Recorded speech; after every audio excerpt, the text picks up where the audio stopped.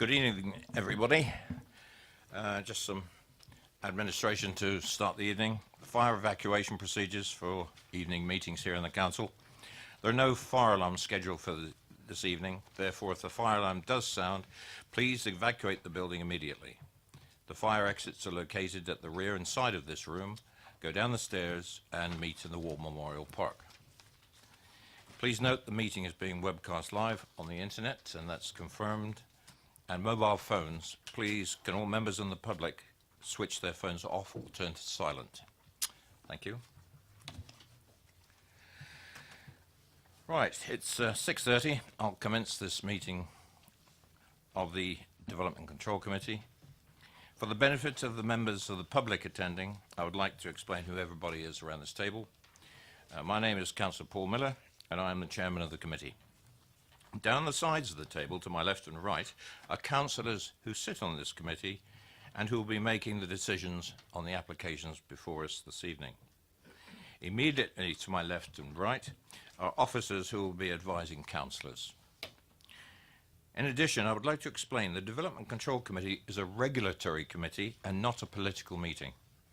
The committee will be examining the evidence brought before us tonight and will make decisions based on planning reasons. We are guided by national and local planning policy and guidance. May I ask that all speakers, including visiting members, to speak clearly and to return to their seats once their presentation is complete, and following any questions from members. No further dialogue between members of the committee and speakers will be permitted once questioning has finished.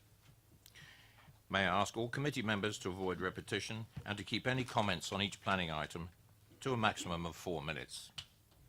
I understand that planning can be emotive, and ask everybody remains polite and professional throughout this evening. Thank you. And picking up on the items on the agenda, apologies for absence and substitutions. Councillor Harvey. Chair, I'm replacing Councillor Hood this evening. Thank you. And I understand that Councillor Jonathan Richards is replacing Councillor Mariam Tucker. Thank you. And any other changes in that? And unfortunately, I don't see Councillor Court. Okay. Declarations of interests. Councillor Harvey. Thank you, Chair. On items 4 and 5 that relate to my ward this evening, I'll be recusing myself from the table and sitting as a ward councillor, and in fact can address the committee as representative of the 3 ward councillors. I would respect that. Thank you. Yes, I'm quite happy with that arrangement. Anything else? Nope. Okie doke. There are no urgent matters. Minutes of the meeting held on the 6th of December 2017. Do I have the agreement of the committee to sign those minutes for accuracy? Great, thank you. I will sign them at the end of the meeting. We'll move on to item number 5, which is applications for planning permission and public participation. I'll ask the officers to introduce the first item. No, go ahead. Thank you, Chair. This is a full planning application for the residential development of the site for 55 dwellings to include affordable housing, associated access, highways works, drainage works, public open space and other associated infrastructure. Draw members' attention to the update paper, and we have the notes there of the viewing panel. Members viewed the site on the 5th of January. There's also further representation from Thames Water. Their comments are set out in there, just confirming their position regarding the scheme, that they are satisfied with it, and therefore no need for condition 7, which was relating to capacity information to be submitted as part of condition. We've now received the highway officer's comments with regards to the detailed layout of the scheme. They raised no objections, subject to a number of conditions, which are also set out in the update paper for you. Further comment in relation to the Environment Agency with respect to the submission by the Parish Council of their own flood risk assessment. The agency provided no comment on that. The application sits just outside the settlement policy boundary and does have the benefit of an extant outline planning permission for 50 units. So whilst in terms of development plan policy, the application does not accord with that, or that's the local plan and also the neighbourhood plan, but the significant material consideration is the extant outline planning permission, together with the officer's assessment of the scheme itself in terms of all the details provided, where officers consider no harm would arise from the proposal to warrant a refusal of the scheme. The application is recommended for approval, subject to the completion of a legal agreement for a number of obligations, which are set out on page 89 of the agenda. Thank you very much. I invite Mr. Bell to come forward, please.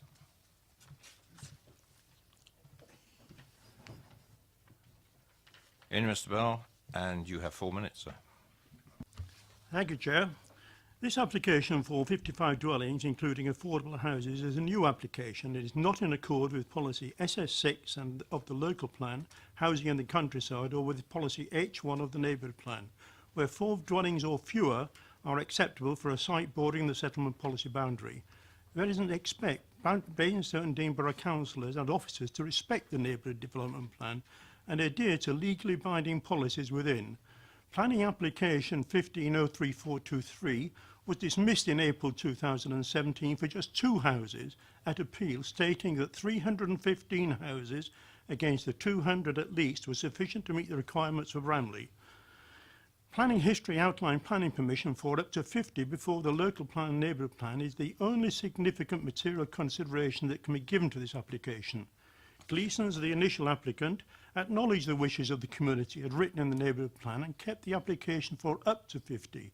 Here the developer is going for 55 with the carrot that the extra 5 will contribute 2 more affordable social housing for Basingstoke and Dean Borough Council. The officer has said it's only another 5, a modest increase. That's 10% more than is acceptable and is unacceptable. Bramley does not need more social housing to meet the needs of those on the latest housing list who have a verified local connection with Bramley, that total being 53. Were the application at 50 with the total of 315 already approved, the local housing need is more than met with an excess of 84 affordable social housing contributing to the housing requirement of wider Basingstoke and Dean area. The extra 5 is purely a selfish financial gain for the developer, completely ignoring the wishes of the Bramley community as defined in the neighbourhood development plan. Whilst Bramley is considered as being able to sustain housing development, the infrastructure is in great need of upgrade. Whilst consultees, Thames Water, Highways, Environmental and Flooding assesses each development in isolation, Bramley PC has commissioned and submitted independent reports which highlight considerable flaws in reports accompanying this application. Thames Water said that this development could connect to the sewer, but for Mitchins Lane development of 200 said investigation has identified an inability of the existing wastewater infrastructure to accommodate the needs of the application, and a Grampian-style condition should be imposed. Why? The 200 house development may lead to sewage flooding.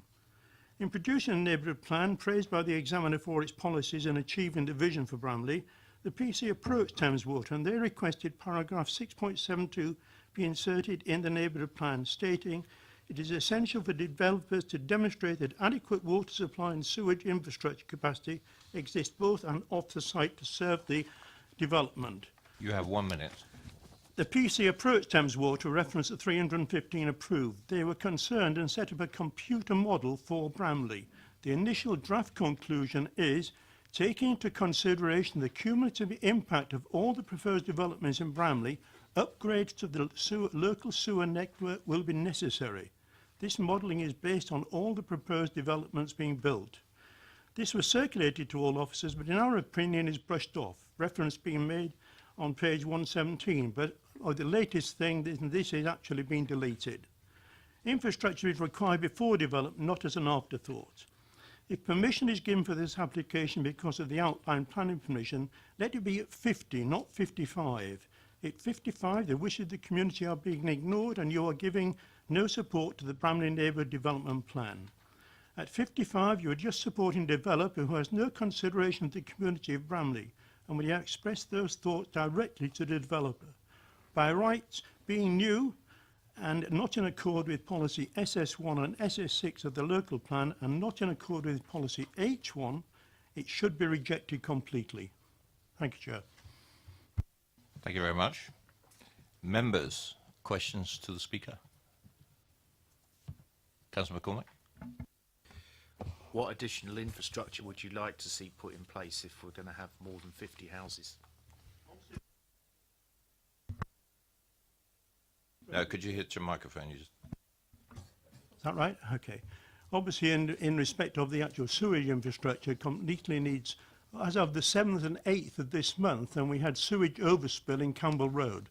So therefore, the infrastructure is completely inadequate in coping with this, as highlighted by the actual model which Thames Water are doing. I do not believe that the latest amendment which you've received actually considers the 315. I think that is personally looking at just 50 houses, which is easy. Any more questions? Thank you, Mr. Bell. Thank you, sir. May I ask Mr. France to come forward, please?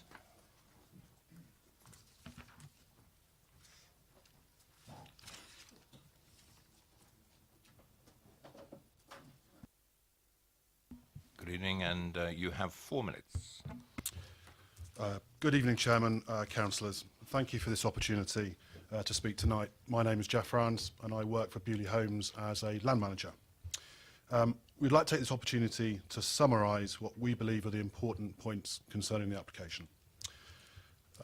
Bewley Homes prides itself on the simple philosophy of building quality homes that people want to live in desirable places. The proposal before you tonight is for 55 quality homes and importantly already benefits from a planning consent.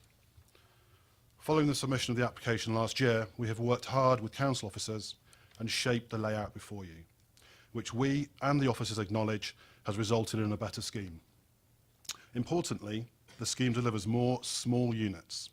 76% will be 1, 2 and 3 bedroom homes, and more affordable homes will be provided all within the same consented area as the existing permission.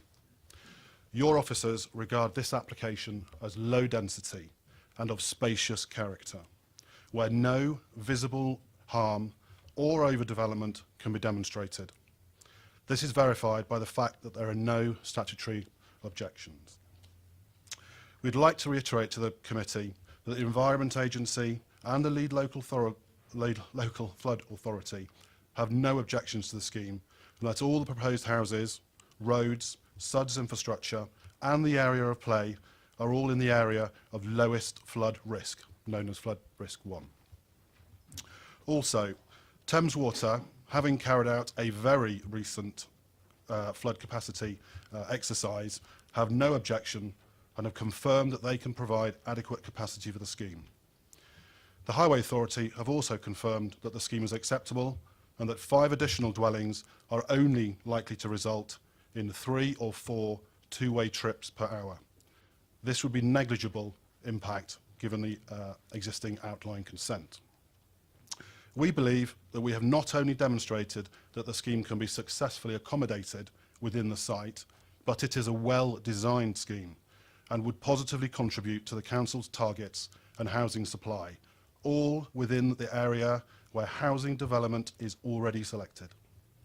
In planning terms, this allows for the more efficient and sustainable use of the site. To conclude, your planning officers and Bewley Homes believe that the scheme before you provides a scheme where the principle of development is acceptable, it is of good design and spacious character. There are no material considerations indicating that the scheme is unacceptable.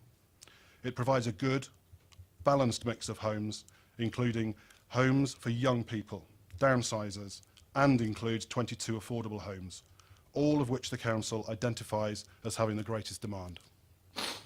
For these reasons... 1 minute. Thank you. It is a scheme that will be delivered by a local house builder with a reputation for delivering quality homes. For these reasons, we'd be grateful if you would consider the application as your officers have recommended. Thank you for your time. Thank you, Mr. France. If you could just cancel your microphone, please. Thank you. Members, any questions for the applicant? Councillor McCormack. Why have you increased from 50 to 55?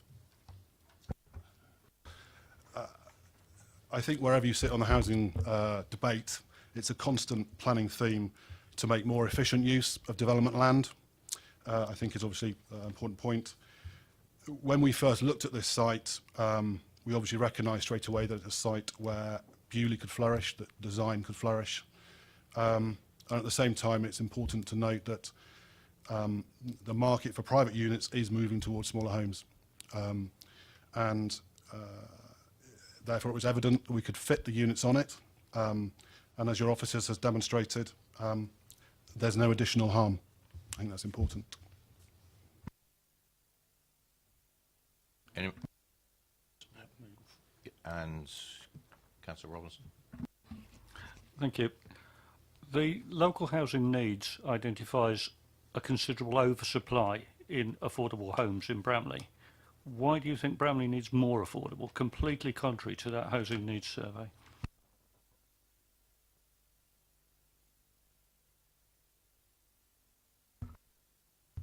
I think that every time I look at the newspapers, there's a national housing crisis that includes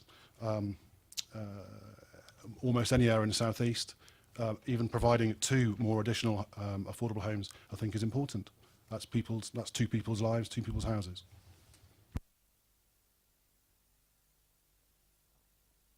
No more? Thank you, Mr. France. Councillor Rowland, please.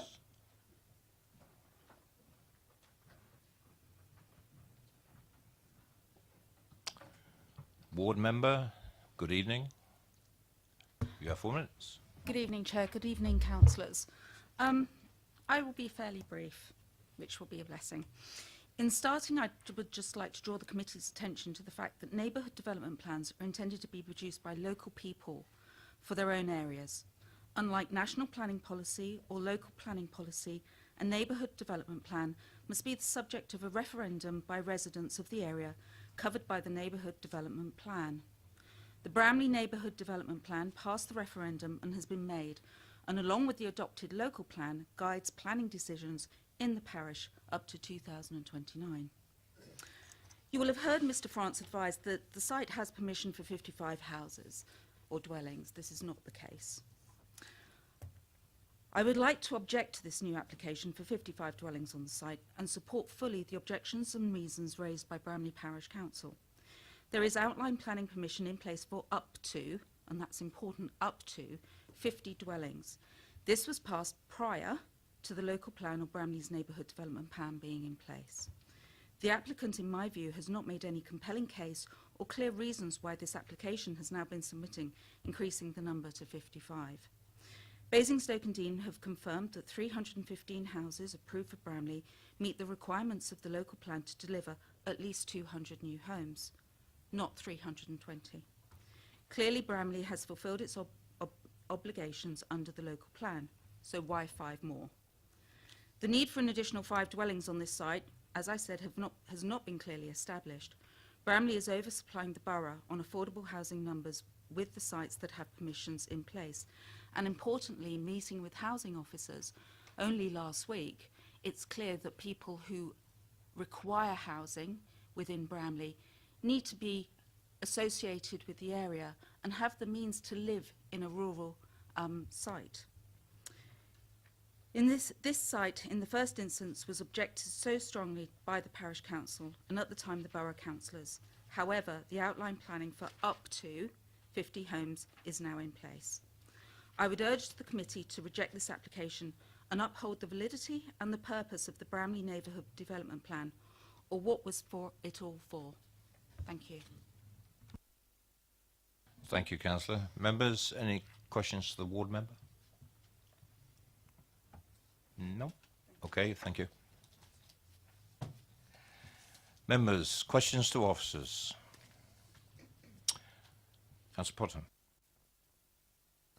Excuse my, Chair, excuse my voice tonight. I just wanted to tease out, if I could, really, the analysis, which I suppose I should know, about sustainability, because clearly when we considered this as an outline application for up to 50 units, we were persuaded at that time this was a sustainable development and got outline approval on that basis. We're now told that at 55, a 10% increase, that would still be sustainable. I mean, I know it's not as simple as having a graph, but how are these things quantified in terms of when would it be unsustainable in terms of number increase on the outline approval that we gave originally? You know, is it 56? Is it 57?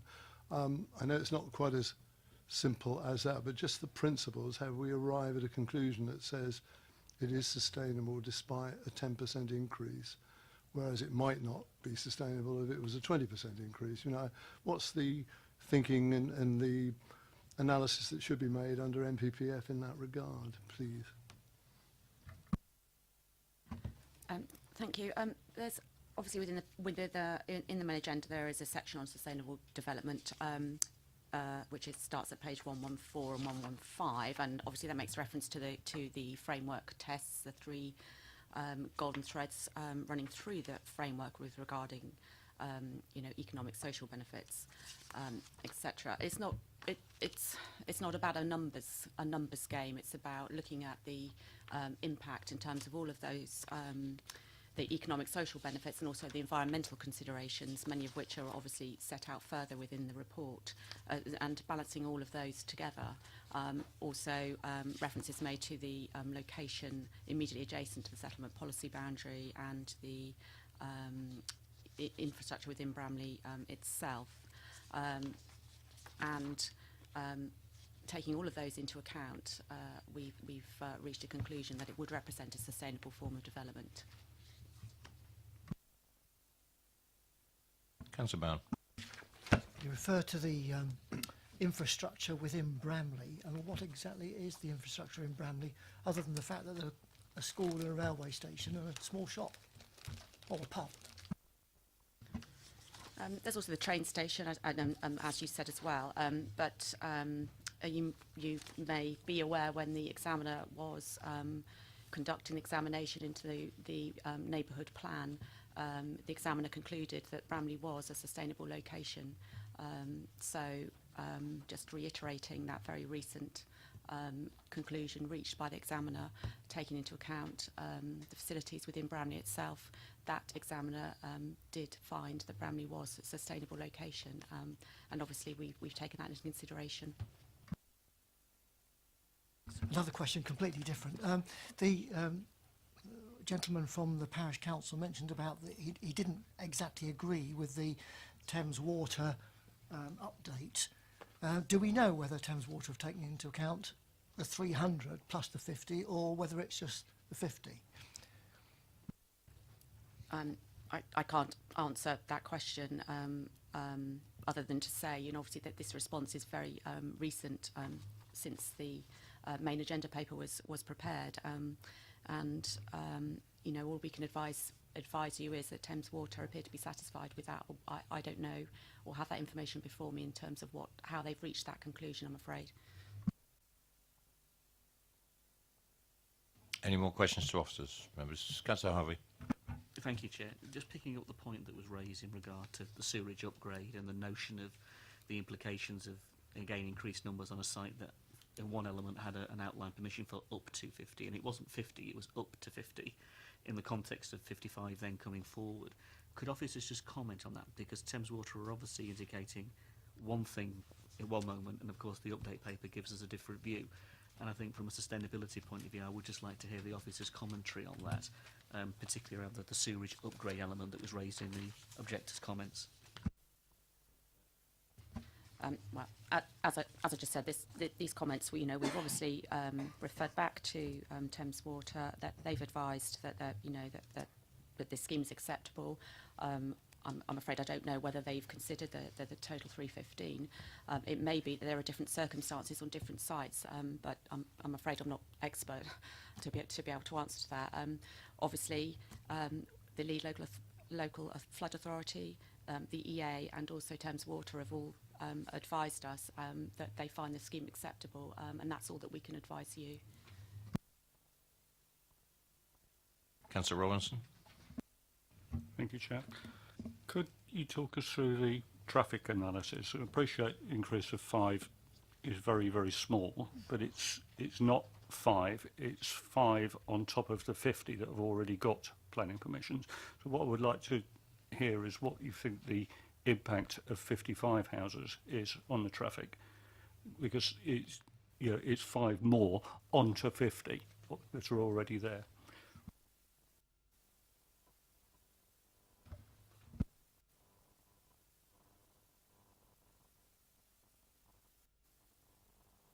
So, I mean, a development of this sort of scale, if one was looking at it in its global traffic generation in the peak hours, maybe in the order of about 30 to 35 movements, so 1 every 2 minutes.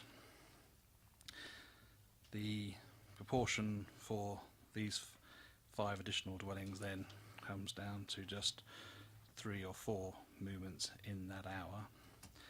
So the impacts of the 50 or up to 50 has previously been assessed through the transport assessment, and that was found not to have a serious impact upon the highway network.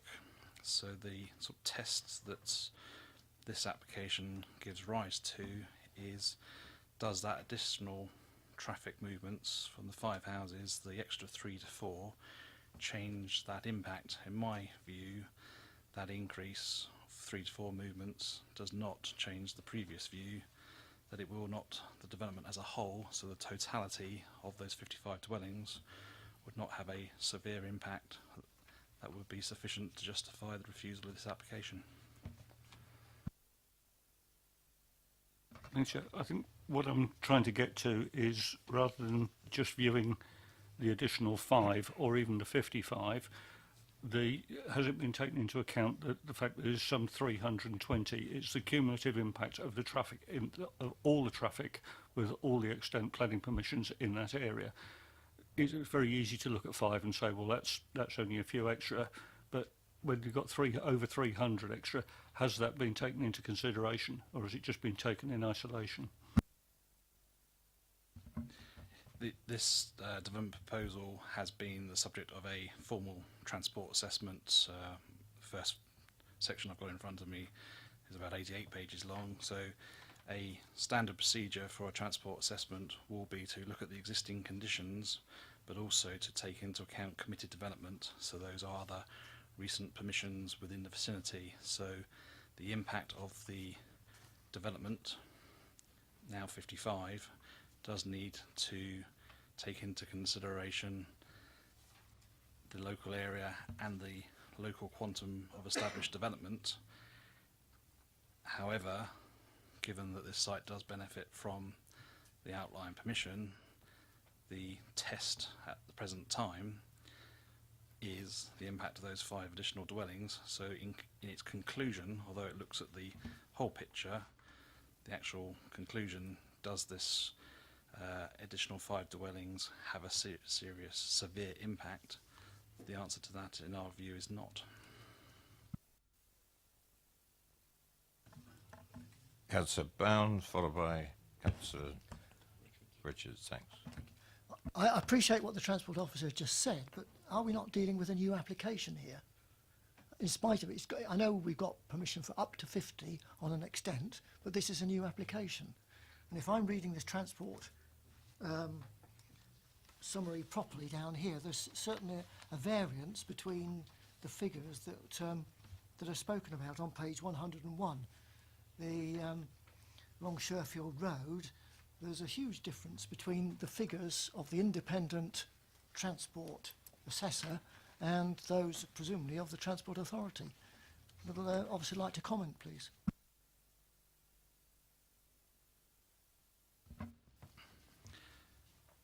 In my experience, if one was faced with a planning appeal on this matter, the question the inspector would be asking me is, does the proposal, in comparison to the consented approval on the site, what is the increase in that and why is that harmful?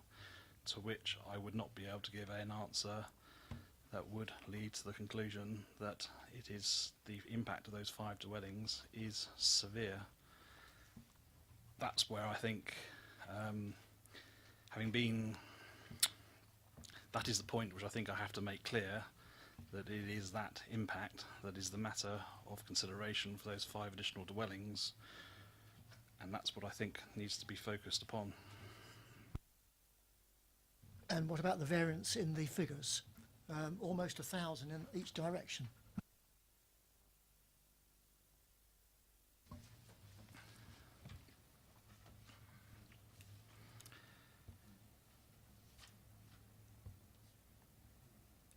Although that does not change that does not change the view in terms of how one has to assess this. And to my opinion, the fact that this site benefits from the up to 50 permission and that is implementable, the issues narrow down to: is the increase to 55 and the resultant extra 3 to 4 trips sufficiently harmful to be considered a severe impact as per the NPPF? My view, or the view of officers, is that that is not the case. Councillor Richards. Thank you, Chairman. Keep on the subject of highways, because I actually have the same concerns as Councillor Bound. There's a large discrepancy in those figures. But I see in the public observations on page 109, I think it's the fifth point down, and I wondered whether you'd discuss this with Network Rail, because it's stated here that Network Rail have said that they want to increase the rail traffic through Bramley, which means that the barrier at the level crossing will be down for longer. Now, I think we're all aware that the level crossing in Bramley is a pretty well, it's certainly a bottleneck, and I've certainly gone through there many times when I had to wait a long time in long queues. And is it a fact that Network Rail are going to increase this thing? Is this a proposal? Have you actually had a discussion with Network Rail?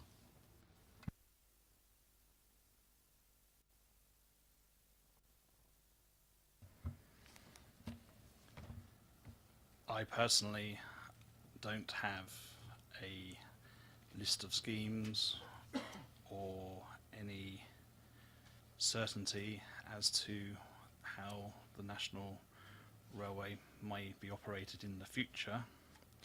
However, in determining the impacts of this development proposal over the existing situation, where it has already permission for up to 50 dwellings, and therefore we have the consideration of the additional 3 to 4 movements, I can't see, given that this site benefits from a location to the east, during which it will still enjoy free exit to the east towards the A33, that changes to, or potential changes to the level crossing that are not quantifiable at the present time, is a matter which is decisive in the determination of this application.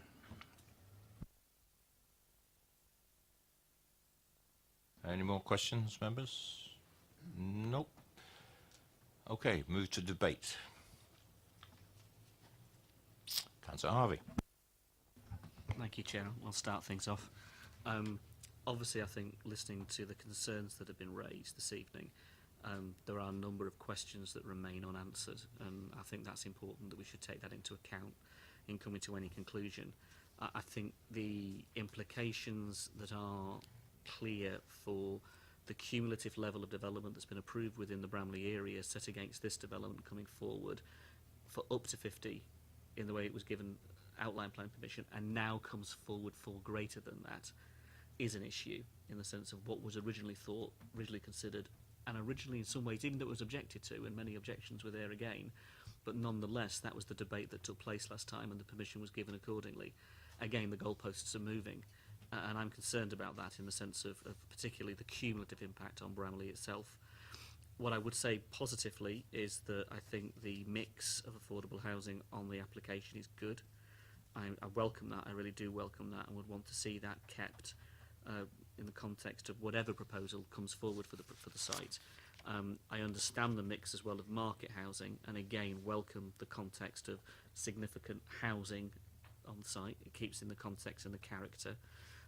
That doesn't take away, though, from the concerns that have been expressed. I think the water and sewerage issues are real.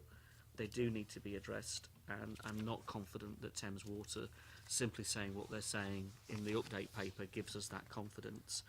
I would also say, excuse me, forgive me, that if we accept where Bramley has given permission, where we have permissions in Bramley, and we have a 5-year housing land supply, and we have clear guidance in the report that, in that sense, we don't need to go beyond that. We do have a line that we can draw.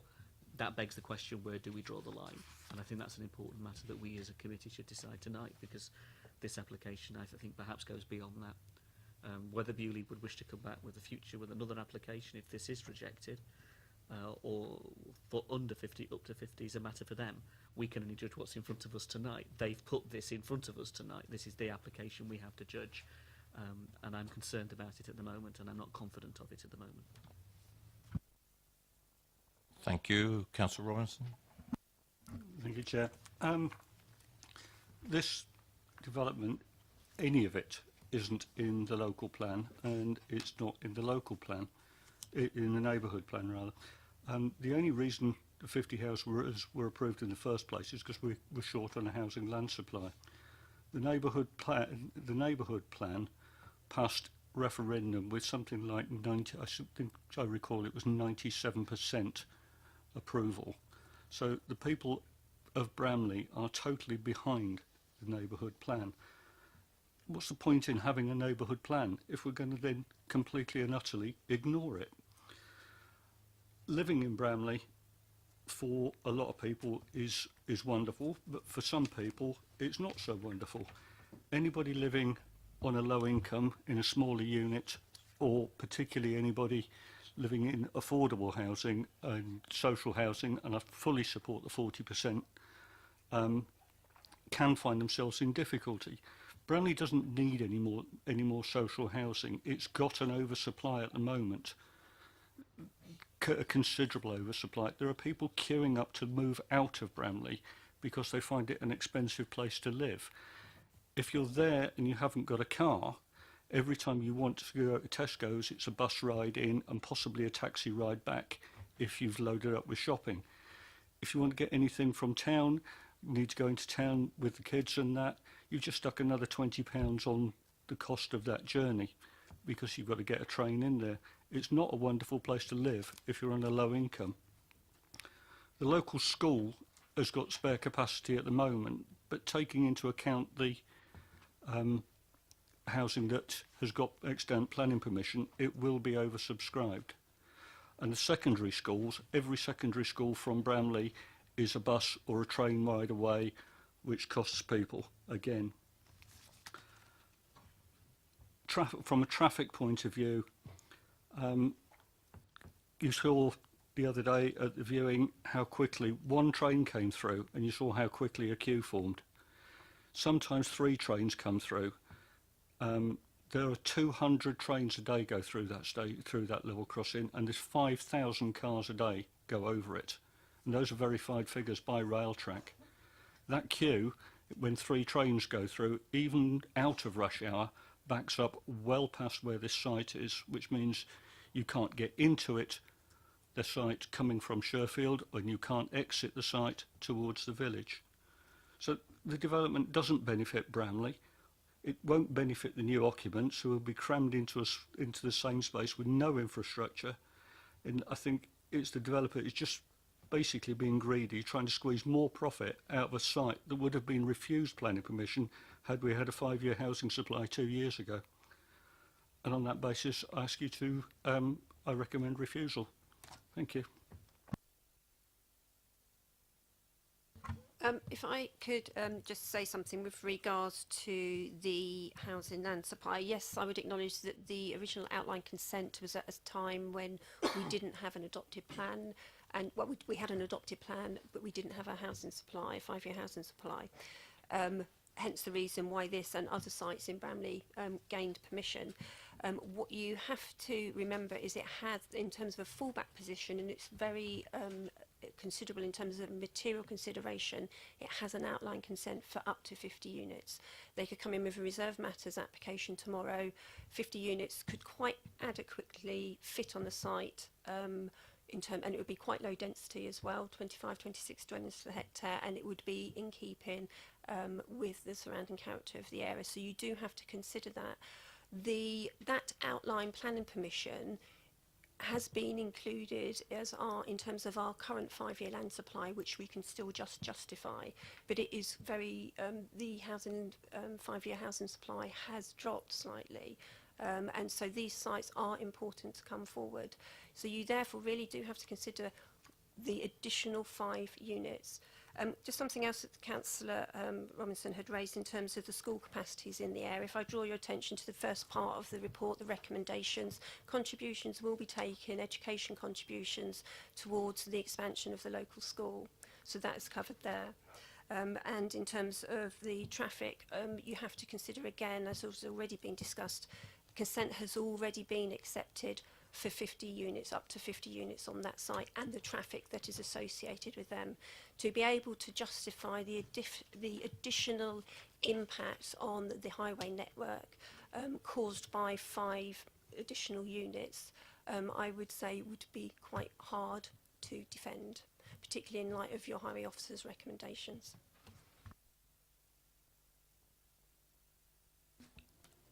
Councillor Potter. I mean, the disappointing part, I think, is that, I mean, we are discussing, possibly inverted commas, excuse me, arguing over 5 additional units, aren't we? And I don't believe that the 50 units, up to 50 units, was not going to be viable. I'm sure Beauty Homes know their economics far better than I, but I'm confident that scheme was viable, always was. This makes it a bit more viable. Another word might be profitable. And clearly, in many ways, with respect, that's the driving force here, really. And I respect the planning officer's view. Of course, it's always going to be the case, isn't it, that if you're on the margins of the 5-year land supply, any small numbers can make it better when it comes to overall numbers. But I think there has to be some limitations on that, really. The disappointing part here, I think, in relation to the relations of the developer and the local people and the local parish council, is that I think the arguments had gone over the up to 50 outline approval.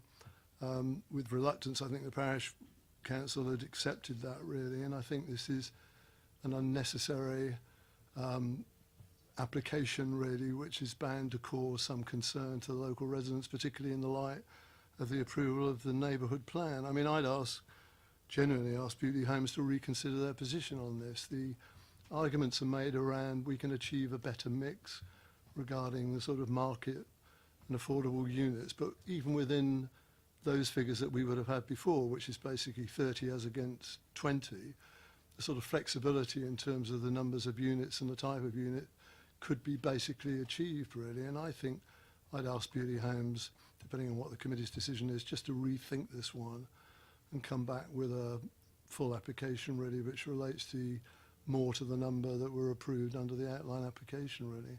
And I think that would satisfy people both in terms of practical responses also and the economics of this, really.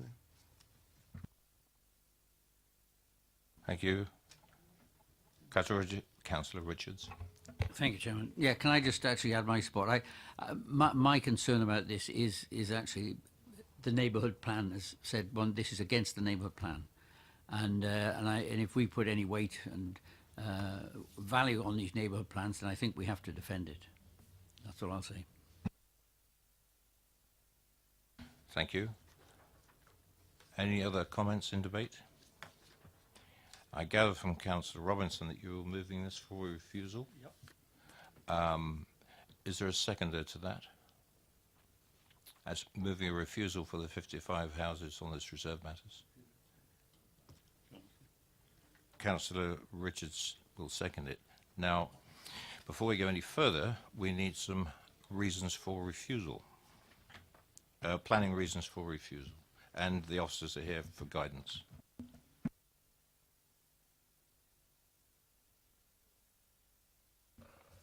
Thank you. SS6, it's previously developed land. SS6A3, proposed use and scale of development is appropriate for the site's context, which it isn't. SS6B, E, small-scale residential developments that of a type that meet a locally agreed need, and development will respect and relate to the character, form and appearance of surrounding development and respect the amenities of the residents and neighbouring properties.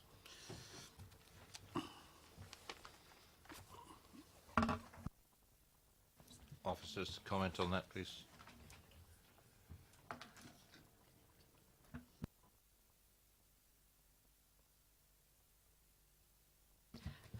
My understanding of the debate was that members were concerned about the conflict with the neighbourhood plan, and therefore policy SS5 relates to neighbourhood planning with particular reference to Bramley of up to at least 200 homes, so I'm not sure if that is the more relevant policy, given the fact of all the environmental considerations that have been given in the officer's report in terms of being acceptable in that regard. But clearly it's up to members. I just wanted to point that policy out, having listened to the debate.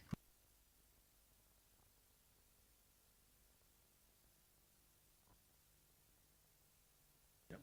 And a little bit of advice that I'm seeking. There are 10 reasons for approval at the beginning of this item. I don't know what the count is, but do we have to contra every single one of these, or supply suitable contrary reasons for submitting a refusal? Obviously, you need to base your decision on the reasons you feel the scheme is unacceptable. Clearly, we've given our reasons as to why we think it is acceptable, and there may be a number of those that you disagree with, but again, it's your decision.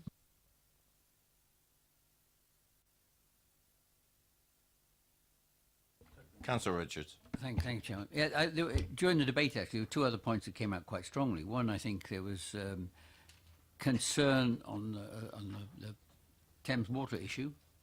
Is the sewage capacity really sufficient?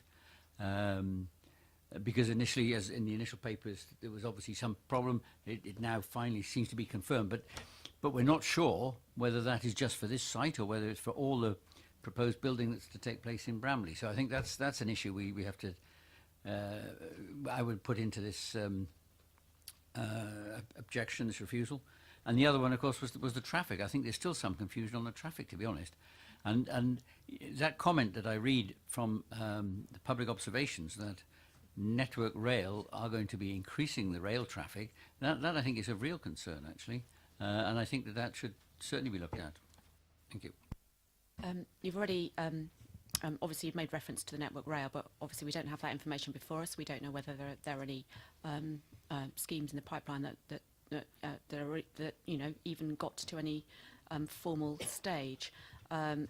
We've also heard from the Highways Officer that in terms of the test set out in the MPPF, which is severe impact on the highway network, that will be very difficult to justify.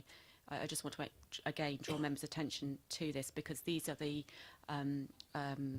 questions that would be asked at any future appeal, should there be one. And with regard to the concerns about sewerage capacity, we would need to evidence that we were had sufficient evidence before us to conflict what Thames Water is saying in terms of they are the experts in that field. And I'm just making members aware these are the we would have to provide this evidence, and for all of those three matters, I think it would be very difficult for us to be in a position to do that. Councillor Rawlinson. Thank you. Going back to the reasons for approval, number 2, the development will provide safe and suitable access. Well, if you can't get to it from the east and can't exit it to the west for a considerable amount of time, that's not safe or suitable access. Number 7 is a development that is sensitive to pollution. Well, if the drainage doesn't work, it's not sensitive to pollution, and that is also covered in number 8 as well. So it certainly doesn't pass those. I would just reiterate again what Lisa has said with regards to the traffic and the sewage issues. Unless we can evidence that at an appeal, the applicant, the appellant at that stage, would be quite within his rights to go for costs if we can't put forward a suitable argument to support your reasons for refusal. And I would just like to bring that obviously to your attention to say that there is a risk that that potentially will happen.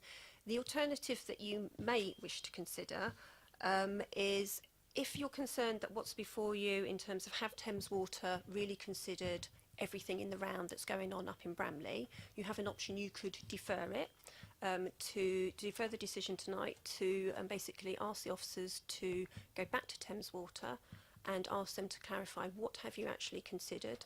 Have you considered all the developments that are going on in Bramley?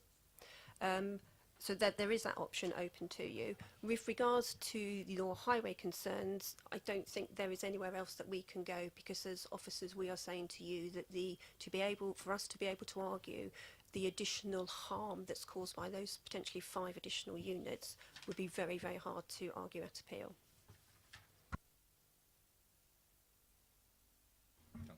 Thank you.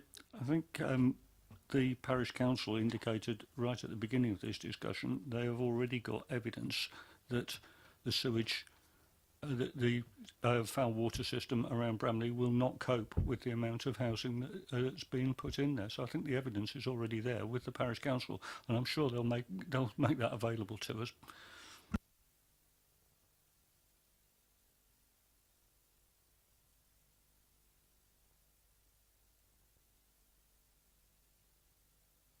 Councillor Potter. I only make the same observation I've made previously, really. I mean, clearly, the officers, as they're bound to do, are seeking to save us from ourselves as a committee. I understand that, and generally their professional views are very accurate, of course, on this. The simple fact is that if this committee does refuse this application, and the reasons that we refuse it are inadequate, they may think, and well, we may think ourselves, really, but clearly it's the fundamental point about the increase in numbers on this site where there's an extant approval. I think Beauty Homes in no circumstance, and I say this publicly, just need to reflect on what has been said this evening. They've got 2 choices. They either go to appeal in regard to what they would consider to be a case they can make, or they review the situation and say, we don't want to lose the good spirit that exists in Bramley and the support that we've had from Bramley Parish Council, etc. thus far, and we'll stay with what we had proposed originally, which is a viable site of around 50. Now, they've got a choice to make there. I'd call it their own form of politics in that regard, but I think all we can do, for the reasons that we believe are sound, is say whether we accept or reject this application. If we reject it, if they are inadequate in the officer's view, so be it. It wouldn't be the first time. And the developer then has a choice to make about appeal or not. But I commend them to think about this again, really, in all the circumstances.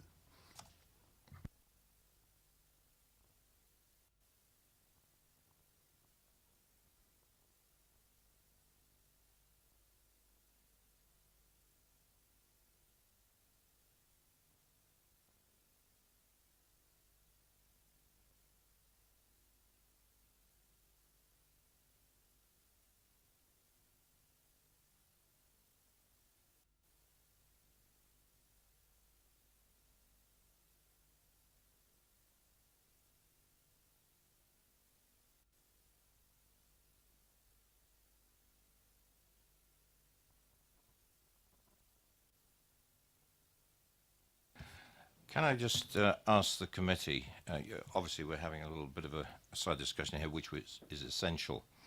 I think the most concern expressed by the committee is this business about the sewage.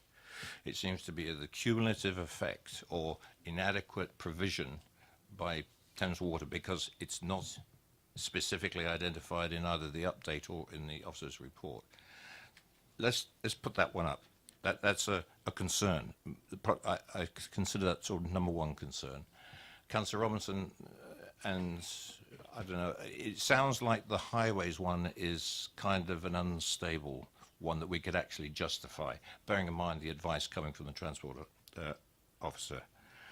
The increase from 50 to 55, the officers are not convinced that this would stand up to scrutiny at appeal. I'm not going to put words into your mouth, but we have been offered another option by the officers that we could consider a deferment and specifically request the officers to go back to Thames Water with a carefully worded inquiry, if you like, to provide us with sufficient information, one way or the other. I'm not going to predetermine what Thames Water might say on the adequacy or otherwise of the sewage system and facilities in Bramley. Now, I put it to the movers of the refusal to consider that. Let me know what you want to do, but I think those are the kind of options we want to go through. It's inevitable that if, I think, given some of the explanations by the officers, that if the applicant decided to take this to appeal and he won, this council will be unencumbered with costs. I think that's accepted by all of us. Otherwise, we can re-examine certainly the Thames Water side of things here, and that will deliver it back to the committee. It has to come back to the committee to see how that sits with us, and then a final decision could be made at that particular stage. In the meantime, I think the comments that Councillor Potter just made, maybe reflection on all our parts, might be a good thing in that intervening time. You're the committee. I'll leave it to you to suggest, and I come back to the mover of the motion at the moment, Councillor Robertson.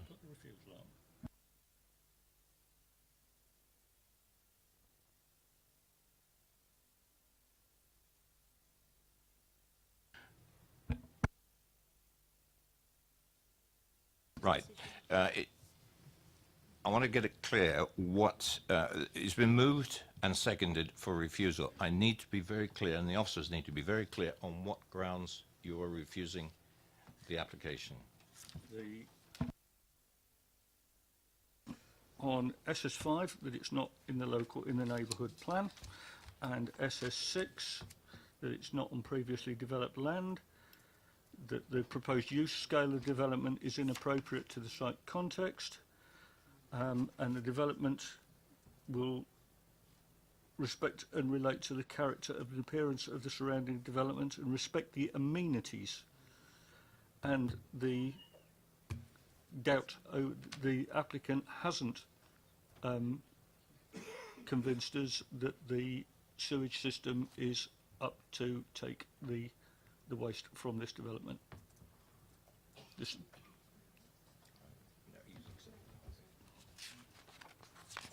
Thank you for that. Yes, officers.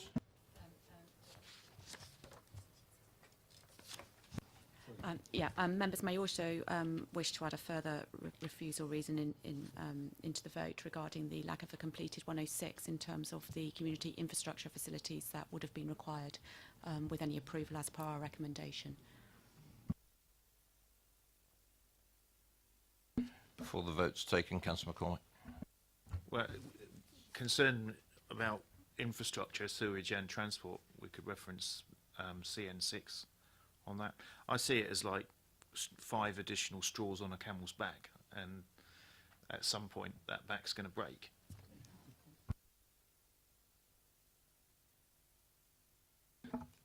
Councillor Harvey.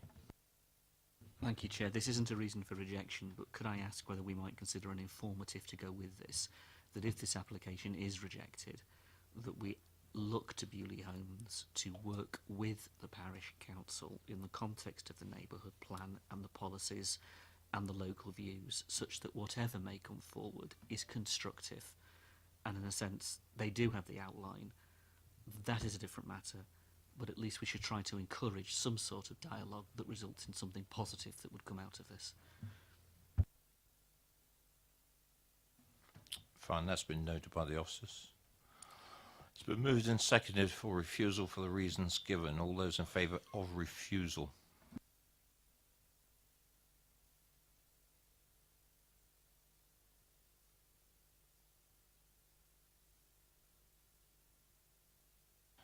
Those against that proposal?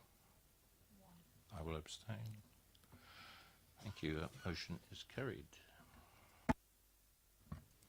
Just confirm the application has been refused, contrary to SS5, Neighbourhood Plan, SS6, Housing in the Countryside, not previous developed land, scale use being inappropriate, will not respect the character, appearance or amenities of the area, not been demonstrated sufficient sewage capacity and lack of 106, together with informative referred to by Councillor Harvey.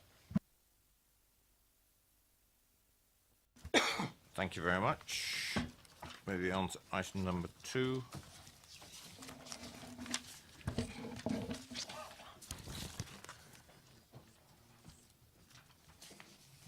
And may I ask Mr. and Mrs.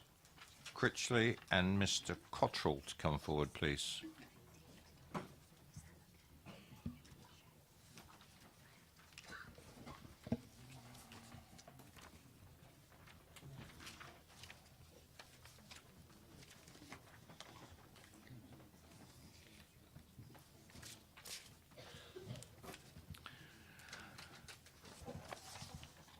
Right, just have to hang on for a second, gentlemen, while the officer introduces the application. Laura?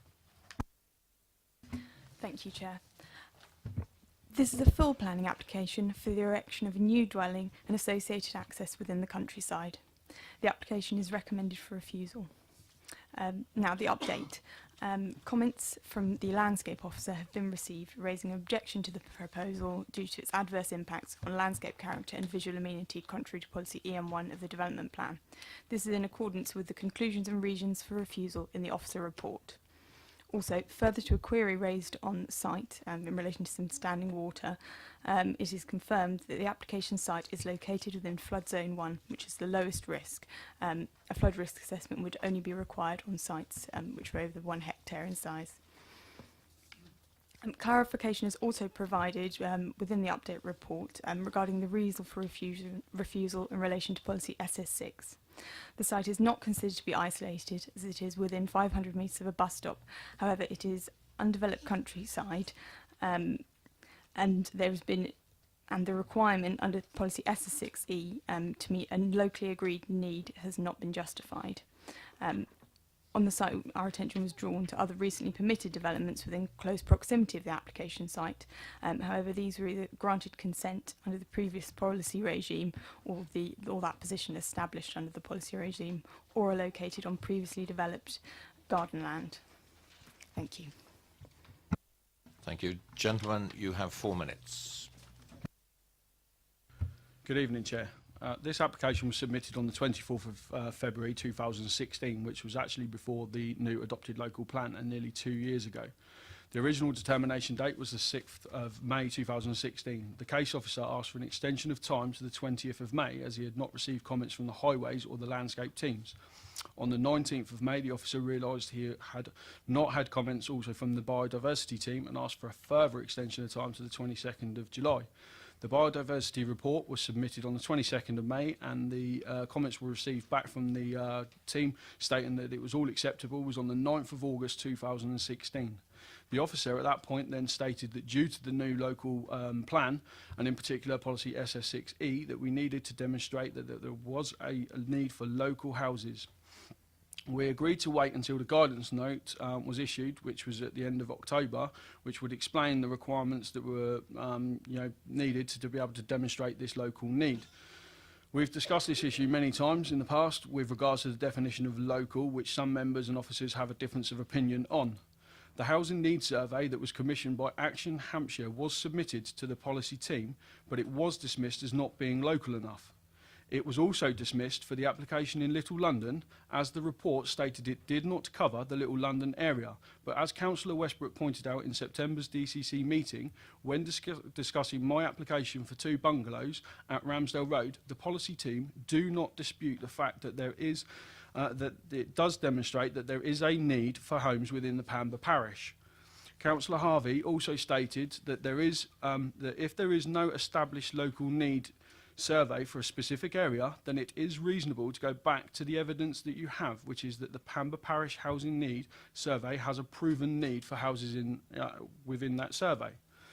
The site is surrounded on 3 sides with built form, which the viewing panel will have seen on Friday. This built form is due to be increased when the approved dwellings on the Greenacres site to the east are constructed. The Conservation Officer stated that the proposed low-level bungalow would have an adverse impact on Barnstead, which is the Grade 2 listed building to the north of the site. However, they did not feel that the development of Greenacres would impact Barnstead.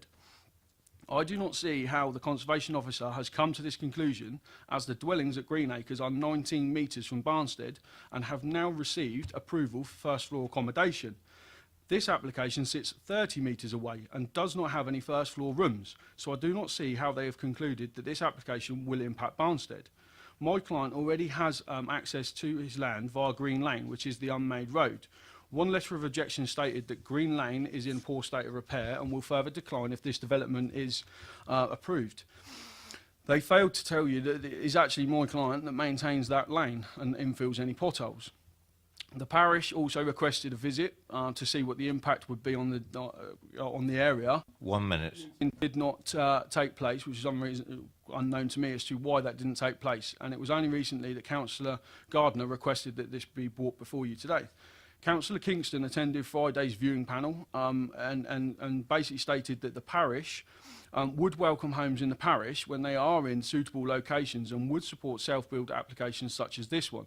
This is also in line with the MPPF. He also noted that my client will be releasing a low-cost home back into the council stock once his house has been approved and constructed. I was going to talk about, obviously, isolated location, but that's been brought up in the updated paper, and the fact that it isn't an isolated location, and there is also a proposed public footpath from the Greenacres site to link through to Green Lane, which obviously allows my client to link t'other way round and go out onto the A340. So to conclude, this development will not have an adverse impact on the area. It will provide a lifetime low-level bungalow in an area that is in need for housing, and I urge you to approve this application by asking the question, why not, in the context of the proven need within the parish. Thank you. Thank you very much. Members, question to the applicant. Councillor Goodison.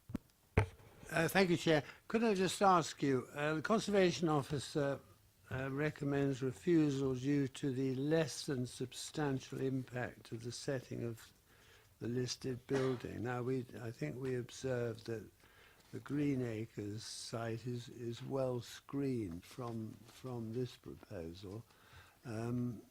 Would the applicant of this proposal be willing to put up some reasonably substantial screening between this development and the listed building? Thank you. I mean, yes. I'd go against in terms of saying that site is actually well screened from Barnstead in terms of the hedge that's there. You saw that the hedge is actually, it's not very high, it's not that thick in terms of its density. You've got the large buildings from the garden centre that is right there, and they are big green structures that are there. And, you know, in truth, I don't think it is well screened. But going back to your original question, yes, we would be prepared if we need to put some you know, hedges and things to the front to provide additional screening between the applicant's site and Barnstead, then yes, that's fine. Any more questions to the applicant? Gentlemen, thank you very much.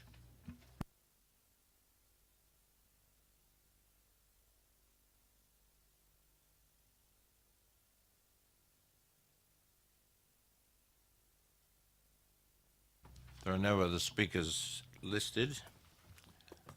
Questions to officers? Councillor Westbrook. Yeah, thank you. I just wonder if we could look at a better picture of the site plan, a larger picture of the location plan, shall I say. because it's only showing it. I mean, the green, large green structure, which is the garden centre, runs all the way along that plot. Also, can you also show where I think it's the approved 7 dwellings have already recently been approved as well, in relation to that site?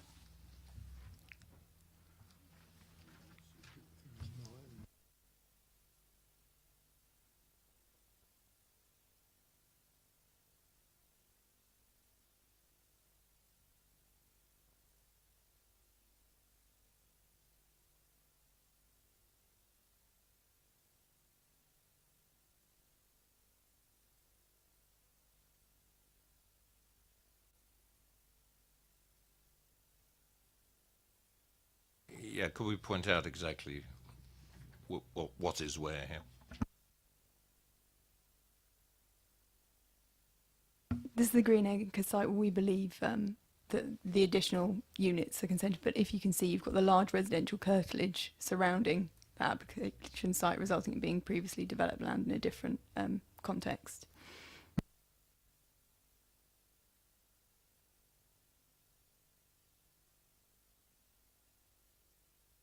Yep.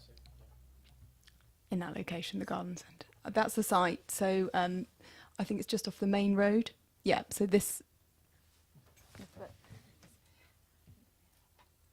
Green blob is the applicant site. Yeah. And to the left of that, you can see the extension of Green Lane. And just the other side of that is that there's a square structure there, which is the garden centre buildings. It's not easy. Councillor Potter. I wonder if I could just come back to the Conservation Officer's comments. I know I think we had it explained to us, there's a sort of peculiar wording really, which relates to the way the impact is actually described, and obviously there is some impact that's assessed by the Conservation. But in terms of, I haven't got a scale rule, but in terms of the distance between this proposed dwelling and the listed building, could somebody just help me in terms of what that distance is?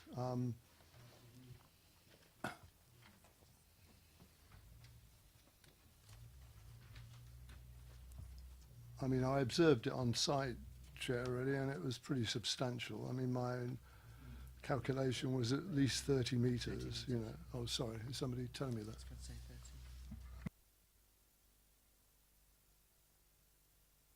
I'd estimate it being at approximately 20 metres.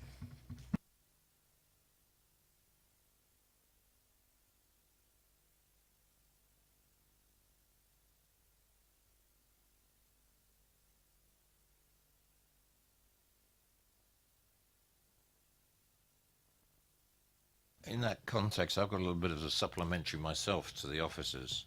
The conservationist has recommended refusal less than substantial impact on the setting of the listed building. It's probably a very subjective view of what the setting might be, but we have all kinds of opinions when it comes to one building adjacent to another. If it was in a regular street, we wouldn't even think about 20 metres because that's far enough away. But in this particular case, we've got a track going between the applicant's location, or the bungalow location, and the listed building. Now, would the setting go outside the curtilage of the listed building? By how far? I think this is a question that we're all uncertain about, especially as the applicant has indicated he could provide sufficient screening. Sorry if that's a bit convoluted, but I think you know what I'm getting at. Again, there's no kind of set distance where one property has to be from another. It is down to the conservation specialist's view. They've obviously made that assessment and reached that conclusion. But as you say, it's probably one of the more subjective issues that can come into consideration. And members have obviously visited the site and will reach their own judgment of whether they think that you know, the development would be harmful to the setting. It can go, the setting of a listed building can go beyond, you know, what you might determine as a residential curtilage, and there could be all sorts of reasons why. You know, it might be a historical context. You know, there may be a group farmyard, for example, which would, you might have a farmhouse with a, you know, its own residential curtilage, but in terms of its setting within a group historical context, that might be really important. So, like I say, you have to look at each case, and this scenario, the conservation officer has deemed it to be less substantial harm, but still harmful nevertheless. Thank you. Councillor Bound, followed by Councillor Potter. For clarity, Chair, the 20 metres that was spoken, is that to the front of the site or to the build, and is it 30 metres to the actual proposed building? The officer is re-examining her measurement.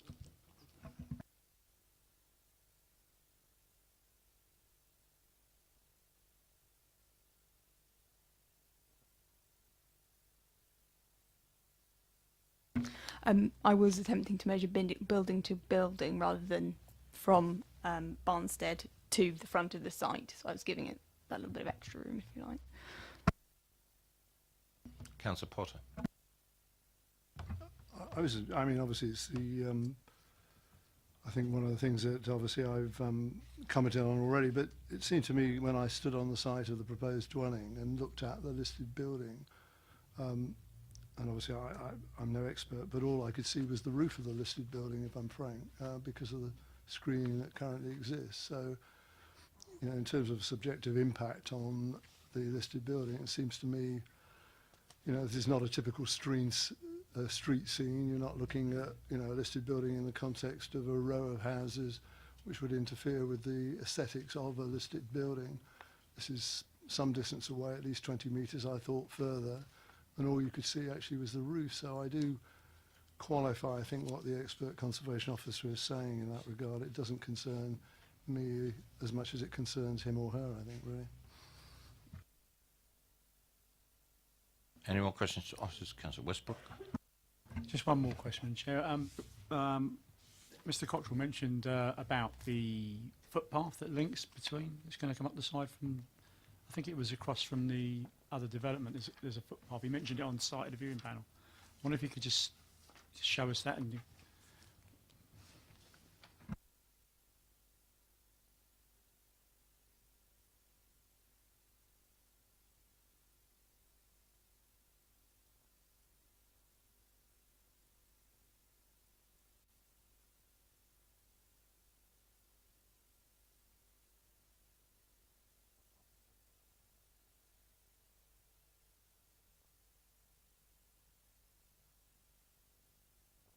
we're just displaying on the visualizer what you've got. If you look near to the point of sort of between 9 and 8, we're around that sort of area. If you look, that's the nearest public footpath connection. Mr. Cottrell may be referring to a different connection, which is probably further down, somewhere between the application site and in between the purple lines.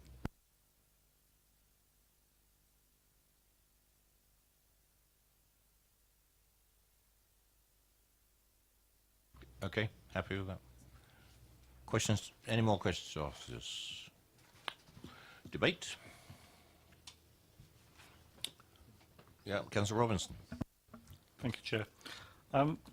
Listed buildings are one of my big interests, and I look at this and I think the setting of this listed building has largely been destroyed anyway by the building that's immediately behind it and an awful lot closer to it than this is. And as Councillor Potter said earlier, it is very, very well screened. You stand there and you look over at the listed building from this site and all you see is the roof. So I think the amount of harm that's being done to this listed building is negligible, if any whatsoever.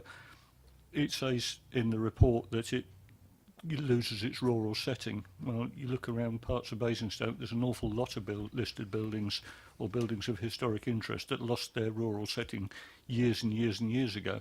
And they're still interesting listed buildings. Just because they've moved from a rural setting to a slightly more urban setting doesn't destroy that setting completely. It changes the setting, but it doesn't necessarily destroy it. So from that point of view, I really can't see the harm in it. And other than that, it's at the end of Green Lane. There's a lot of residents there. We've got other developments going in around it. It's part of an area which is becoming urbanised, so I really don't see any harm in this development at all. Councillor Bound. I was just going to refer to the reasons for refusal, Chair. I mean, I don't think that it does detract from the setting of the listed building. And reason 3, I don't think that it has an adverse impact on the landscape character. And reason 1, outside the settlement policy boundary, well, I thought the Bramley one that we agreed, whenever we agreed it, for 50 houses outside the settlement policy boundary. So we're talking about 1 here. So I'm not sure that it's particularly relevant. Thank you. Councillor Richards. Thank you, Chairman. Yes, exactly on this point that Councillor Bound talks about. I must say, last night I took the opportunity to go on Google Earth and have a look at this site. And actually, for me, it's more logical that the settlement boundary should be outside that field in which it's going to be situated. If you look at the overall landscape, that is just a scrubby bit of land where he's going to put this house. It's not nice, verdant pasture, wonderful rural scene. So, you know, outside the settlement boundary in this case, it doesn't carry much weight for me. Thank you. Thank you for that. Any more questions to officers? Because I'll throw it open to debate now. And oh, sorry, we're at debate now. Is anybody going to move the a recommendation for this one? Good. Okay, thank you very much, Councillor Robertson. Go ahead. Yeah, I'll recommend it for approval. For the, I don't want to put words in your mouth. For the reasons of? For the reasons that it does not detract from the rural area and it does not destroy the setting of the listed building.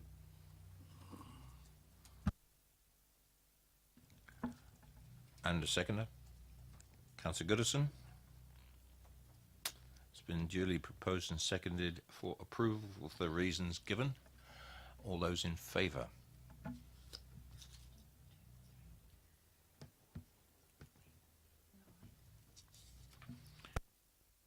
That is approved. Officers? Could I also suggest a number of conditions for this approval? Members need to agree those as well. Obviously, in accordance with the approved plans, the relevant time for implementation condition would suggest materials to be submitted with joinery details. You may or may not wish to have that one included. The landscaping, particularly on the boundary that you've made reference to earlier. We also had some recommended conditions from during the course of the application in terms of biodiversity implications with regard to wildlife protection and habitat enhancement, usual cycle storage and refuse recycling details, parking and turning, construction method statement. Obviously, the lane is, might need some details on that. Tree protection, and also if we could just put the site plan back up, please. As you'll see, the red line is quite extensive. So in terms of having an appropriate residential curtilage commensurate with the size of the dwelling being proposed, it's recommended a condition to submit a plan showing that, and would suggest a smaller area than that. Reason I say that is if you accept all that as residential curtilage, that would become previous developed land, and you could then see a number of further applications coming forward. Also, can we put a restriction that there are no openings ever allowed in the roof, and that there is no permitted development rights on the property? Yes, we can add those conditions. We can't say you shall never do this, but obviously they would need to make an application. Yep. Right, no other comments. Thank you. That is approved. move on to item number 3.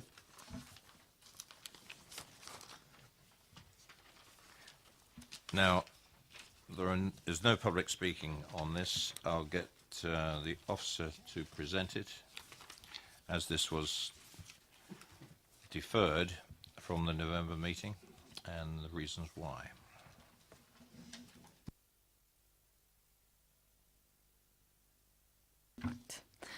This is a full planning application for the erection of a cattery and a 1.8 metre high fence further to demolition of outbuildings on the site. This application is recommended for approval subject to conditions. This application was originally considered and all public speaking undertaken at the November Development Control meeting. This application was then deferred to allow submission of accurate amended plans with reference to the site boundary, the shape of the proposed cattery, parking and turning, and the relationship with the neighbouring dwelling. In the update, it's been reported that an additional letter of objection was received and further letters of response from the applicant have been received to address neighbour concerns. The officer clarifies in the update that the submitted plan shows parking and turning for the host dwelling and cattery. Also, the accuracy of the measurements on the block plan have been questioned in relation to the distance between the proposed cattery and neighbouring property Bow Brook. This distance is considered to measure 3.8 metres, and the accuracy of this measurement has been checked using a number of different mapping systems. Thanks. Chairman, on a point of information, can I have some assistance, please? I wasn't here for the November meeting, so I haven't heard all the people public speaking, so should I not remove myself from this?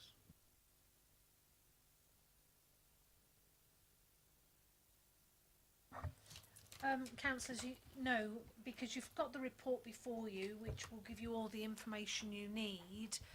It's not necessary that because you didn't hear the public speakers the first time round, unless you obviously consider that that should have been, that's vitally important, that you need to recuse yourself from dealing with this application or this matter.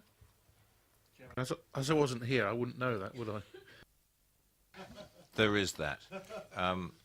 The real reason, well, the only reason for the deferment, because we had a report in front of us, there was, if I can be a little general on this, there was a confliction between some of the public speakers and the report, and uncertainty of how far these distances that were on the existing plans, how accurate they were or weren't. Also, the orientation of the two wings of the cattery itself, there was a contradiction in between one of the site diagrams and another site diagram, and the whole purpose of the deferment was to clarify that. It's all down to the plans and the judgment of the committee about the distances involved, because it was well, one person said one thing, one person said another about the same distance between the actual cattery structures themselves and the adjacent houses. Also, there were some questions about the adequacy of the turning circles. That has now been submitted and examined by the officers, and that is before you tonight. But certainly, questions to officers I'm willing to take. Councillor Westbrook, are you quite happy with that? I'll leave it to your good judgment. Councillor Westbrook. Yeah, so we're looking at the two parking spaces, I'm guessing, is between to the right hand side there. That's the two. Is that the two spaces for the business? Just to okay. So, yep. Sorry, I did hear. Yes, the proposed visitor parking spaces are to the right hand side of the plan, to the the eastern elevation.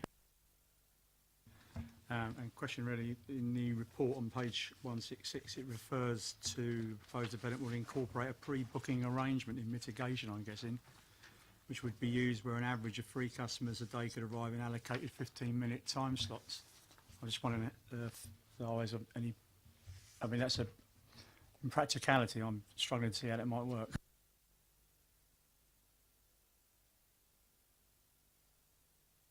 I believe those details were provided by the applicant, and it's their intention to use that sort of a system. I don't think we have any further information regarding that and how it would work. And the reason it was included in the first one, I believe, was the dialogue between officers and the applicant, because there had to be something to manage the limited availability of parking for customers. And it's really up to the operators of the business to control that, because it's fairly obvious that if they double bank the cars, nothing's going to get done. It would be in their own best interests to actually manage those parking spaces, and that's what they came up with. Any other questions to officers about the resubmitted plans? The one thing I noted was, we went on site, that the distance between the closest point of the cattery structure and the house to the right, that's Bowbrook, is 3.8 metres. I won't comment on anything else, that's quite a distance. Bearing in mind that some of the comments I made on the earlier application, that those kind of distances between buildings and structures in planning, well, I'll leave it to the committee.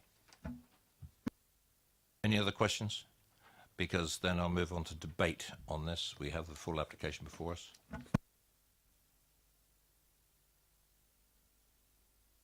Well, I'll kick it off. Bearing in mind some of the discussions that we had at the last committee, I'm now satisfied that we now know the appearance or the orientation of the cattery itself.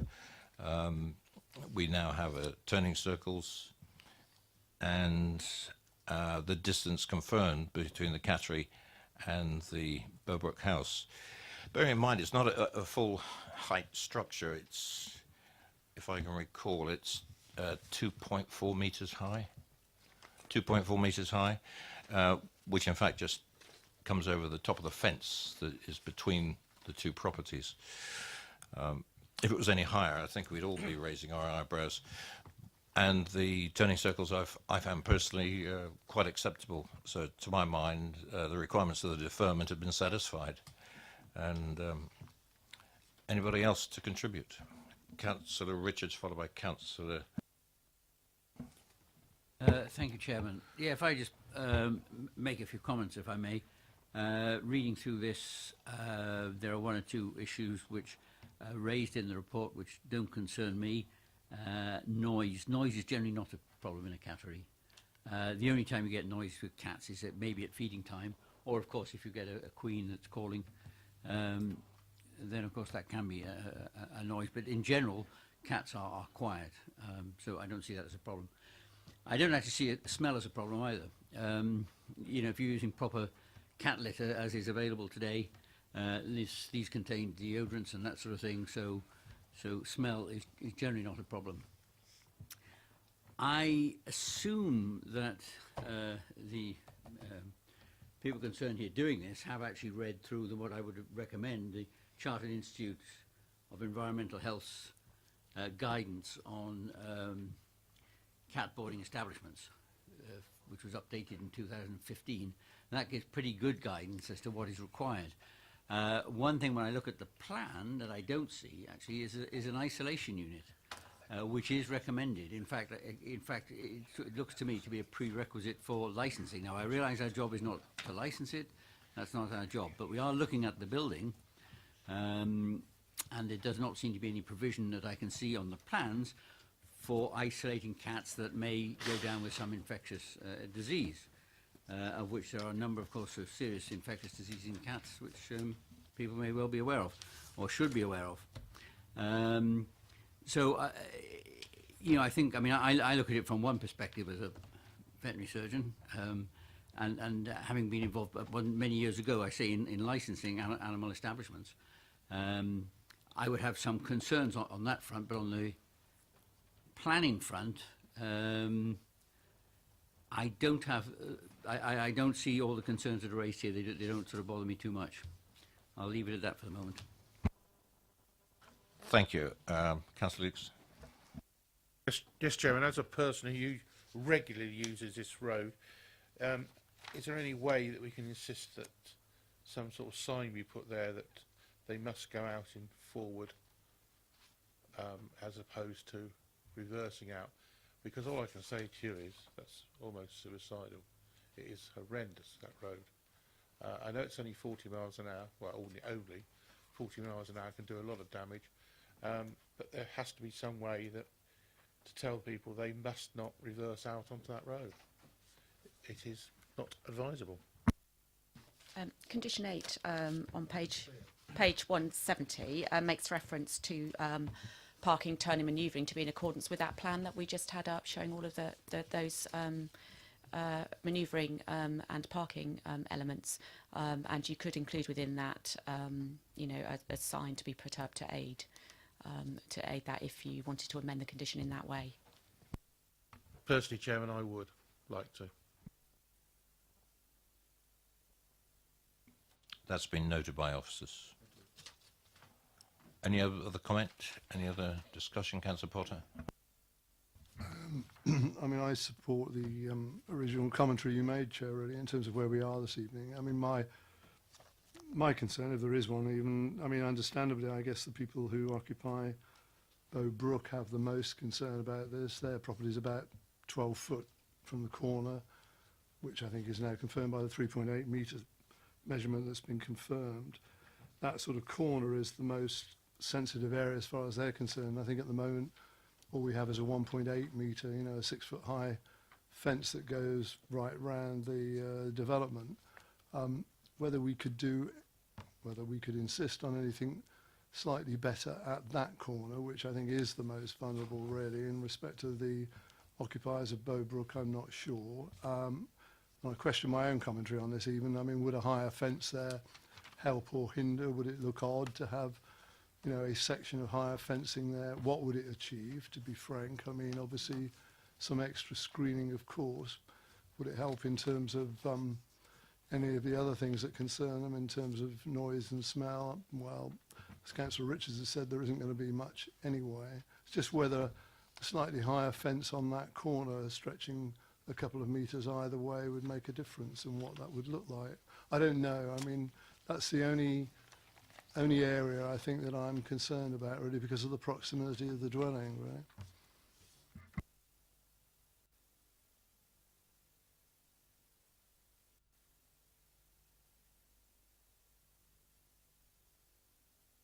I'm just discussing with officers, yeah, and personally I go along with that. It's a question of how long the run would be from the corner. I was suggesting 2.2 metres, maybe what's the width of a fence panel? 2 metres. 2 metres either side of the corner, up to 2.2 metres high. Details to be submitted by the applicant. That way, you know, we don't want to be too proscriptive, but I think the message would go across that a slightly higher screening across that corner would, you know, it would be part of the conditions or informative. I'll leave that to officers. But yes, fully take the point. Councillor Richards. I just make one further point, actually. From an aesthetic point of view, I mean, the building that's there at the moment is a broken down old garage thing. It looks a miserable sort of building. Actually, by putting in a new thing, at least, you know, you are sparkling up the area, that little area a bit. Right, if I don't have anybody else, if there's no other contributions, I'll move it from the chair for approval. Happy to second from Councillor Leeks. All those in favour for approval? Thank you very much. Officers? The committee has resolved to grant planning consent subject to the conditions listed in the report and informatives, with the addition of amendment to condition 8 in relation to the sign, and an additional condition in relation to screening to the corner. Thanks. Thank you very much. Move on to item number 4, and in a minute.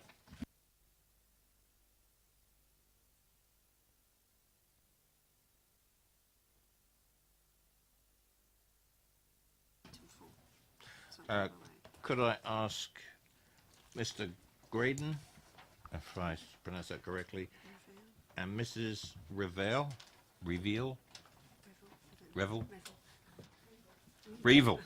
There we go. Okay. It's all on how you say it. Good evening. If you just sit there quietly while the officer presents the application. Thank you, Chair.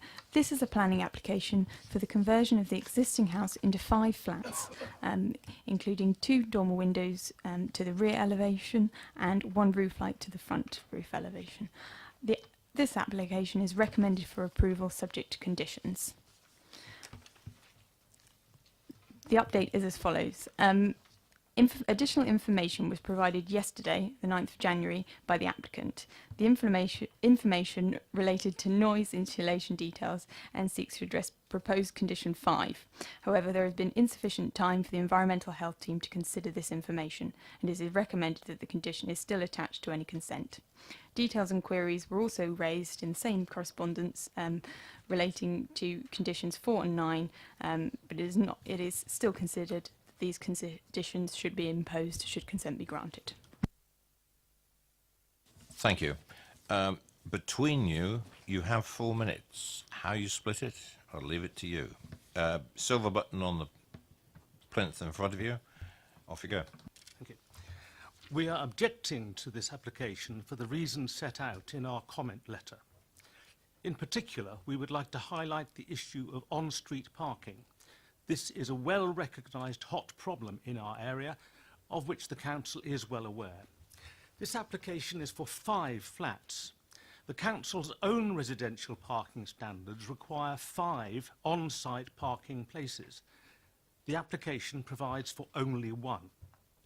5 new households, each of which could very easily have at least 1 car, let alone visitors' cars, would put additional pressure on-street parking in our area and make worse what is already a very difficult parking situation. The Highway Authority has reported that it cannot support this application as it doesn't meet parking standards. Highways has also criticised a parking survey produced by the applicant in support of off-site parking as not being in accordance with standards. An earlier application was refused essentially because of a failure to meet the Council's parking standards. Although this application hasn't changed in any material respect from the earlier one, officers are now recommending approval. Officers now say that the requirements of the Council's residential parking requirements should be set aside, and that, quote, below standard parking provision is acceptable in this instance. The officer's report gives as a reason that proximity to the town centre and access to public transport render the parking standard inappropriate. However, if this were the case, there would not be such a huge parking problem in our area. To conclude, we urge that this application be refused for 3 reasons.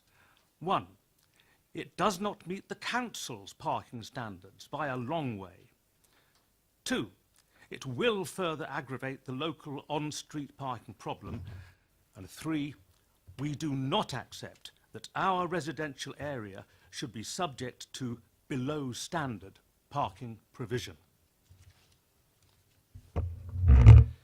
Basingstoke Heritage Society believes that the town is enriched by the circle of older housing surrounding the town centre, which includes conservation areas and other areas of housing. Because these are older houses, they often lack off-road parking space. This puts pressure on street parking and has the effect then of deterring people who want to move into these areas. For this reason, the borough has established parking standards. They are important, they matter. If they are lightly overruled, as is the suggestion in this case, a precedent will be set which could lead to an increase in applications to turn older houses into multi-flatted or HMOs. This would, we believe, be detrimental to the quality and ambience of these parts of the town. 1 minute. This application will also need to find space for 15 bins in total, an issue which conservation officers commented on in the previous application. We look to members to look after older Basingstoke. it needs your protection. Thank you. If you turn your microphone off, yes, thank you. Members, questions to the objectors? Councillor Bound. Could you make comment about the parking situation as it now exists in Cromwell Road? A lot of people come from Sherborne Road, where there is a huge problem as well, into Cromwell Road. If you get parking on both sides of the roads, a lorry can't get down the middle, and frequently people park on the pavement, maybe, don't they? It really is a very, very severe problem. As a follow-up, Sorry, can you put, yeah. Is it free parking on either side? Is it permit parking? What's the situation actually with the parking there? It's permit parking. Any more questions? Thank you very much.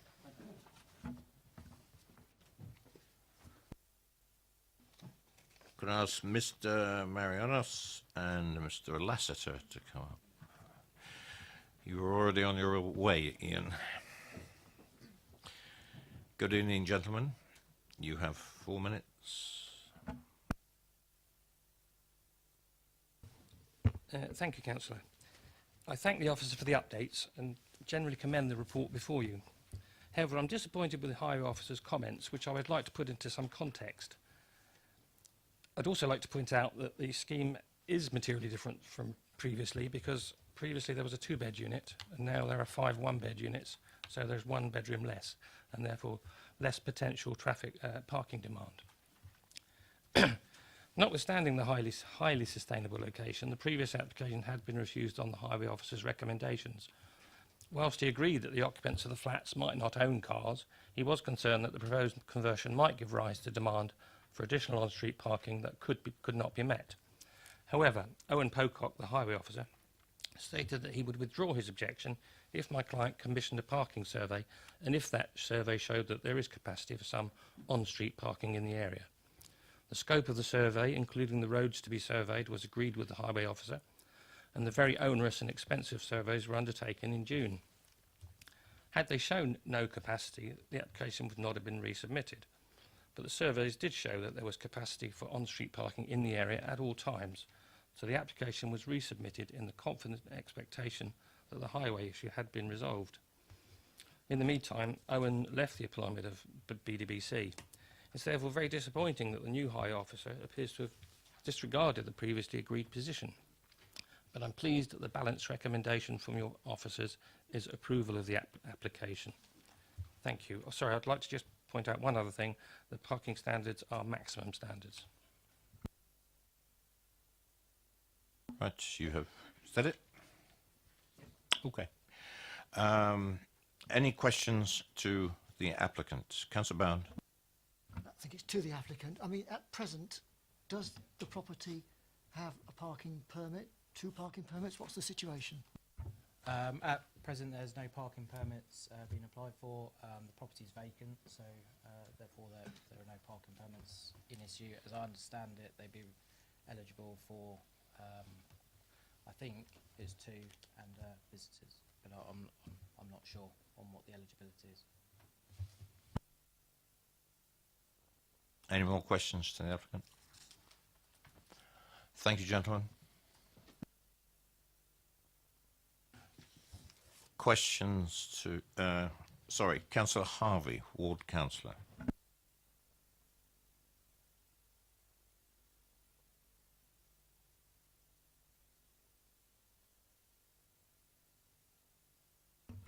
Thank you, Chair. I'm speaking this evening on behalf of the 3 ward councillors as we all share the same view about this application before you this evening.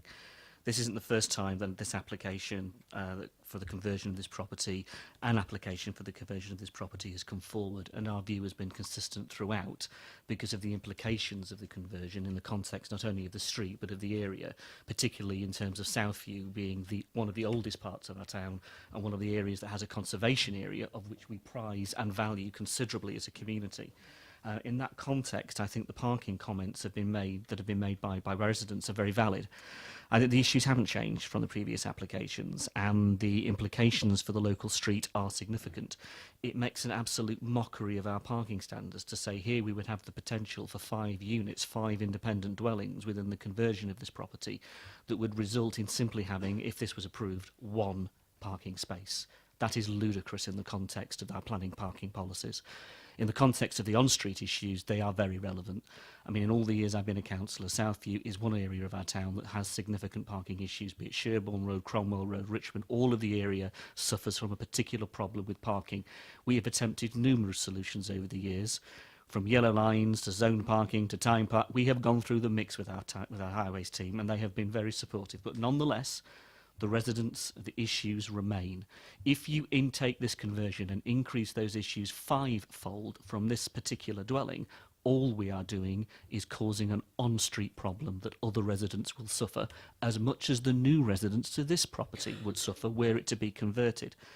I think the issue of the cumulative development of the area is also important. If you turn to page 184 of your report, 182 of your report, you will note that this is not the first conversion. We're dealing here with a cumulative issue affecting this street. This isn't a precedent that's being set. This is a line we'd like to draw in the sand and say, actually, the cumulative impact on this particular street is now becoming so significant. We have had conversions, they have had impact, and we do actually have a policy and a perspective through our local plan where cumulative development should be resisted where it has this kind of impact. And I'd like to believe that was an important reason we should consider. In terms of the conservation area in 184 of the report, where the officer talks about the area and the nature of the character of the community, I do think that's an important point. It isn't just the simple residential occupation of the dwelling, it is the nature of the dwelling in the setting that it is. There are flatted developments in the area. We don't need more flatted developments. What we need is the protection of the family housing, the housing that we have in the community, in particular in Southview. And we would wish to resist further conversions on the basis of that argument. I think the bin store argument remains. I think that's an important point. We see that with conversions of these kinds of properties. That hasn't been satisfied. The condition remains. The detail has not been forthcoming, and that has been good enough in the past for committee to reject applications solely on those grounds. I think there are more grounds to that in this application to reject it. I think the context of that condition 4 remains an important point. Finally, I think in terms of traffic, CN9 is clear in little d, not to cause more harm. And if we look at what this proposal does to the community, in our view as ward councillors and our residents' views, this causes harm to that community on numerous fronts, from parking, through the bin storage, through cumulative development, through the impact on the conservation area, and the nature of what is an important part of our town. And we would really, really request upon you this evening that you reject this application and help us draw a line in the sand to protect Southview. Thank you, Councillor Harvey. Members, any questions to the ward member? No. Thank you very much.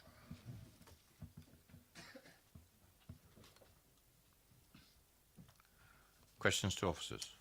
Councillor Robinson. Thank you, Chair. On the plan I'm looking at, there are no dimensions given, so could we have some sort of dimensions, particularly the bedroom on flat 1, which is ground floor, shown on page 192, and the entire space of flat 3. Could we have some dimensions for those? They look incredibly small to me.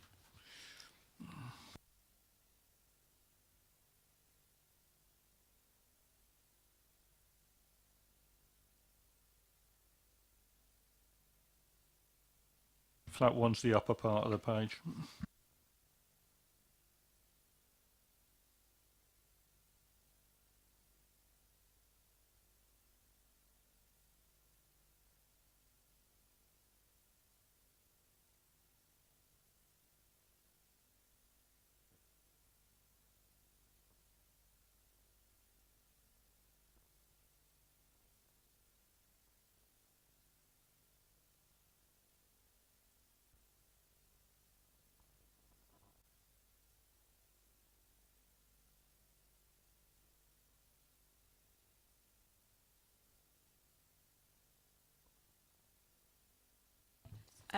We measure it to be approximately 36 square metres.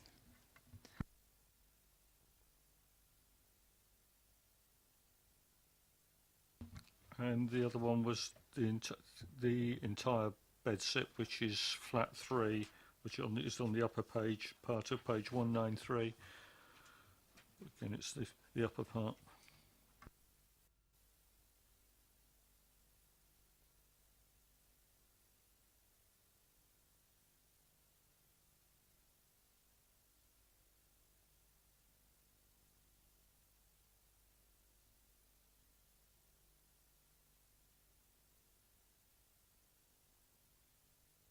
Would be, I think, about 24 square metres. Sorry, I think you must have misunderstood me somewhere, because you're saying that the bed sit flat 3 is actually smaller than the bedroom on flat 1, which it quite clearly isn't. As for the bedroom, the size of the bedroom on flat 1, I think you've probably given me the entire flat.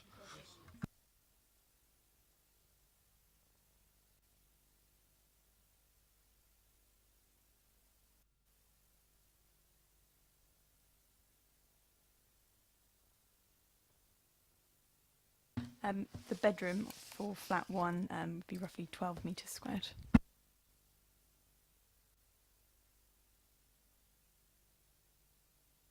Councillor Bound.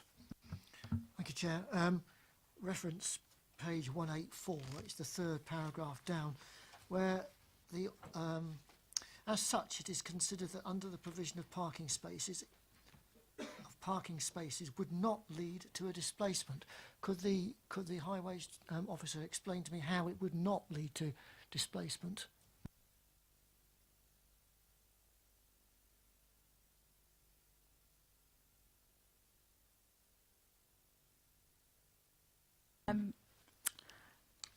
The paragraph you're referring to, that's a conclusion that's been reached by the planning officer making a decision on the application as a whole, rather than comments taken from our highways officer.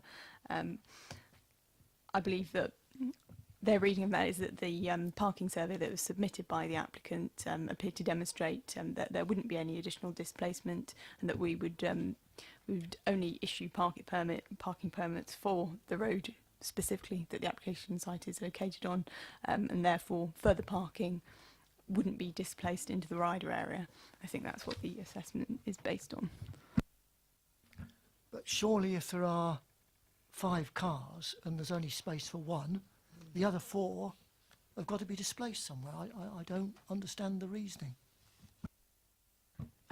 Well, there wouldn't necessarily be 5 cars, would there? I mean, whilst there are 5 units being proposed, it doesn't automatically follow that there would be 5 cars.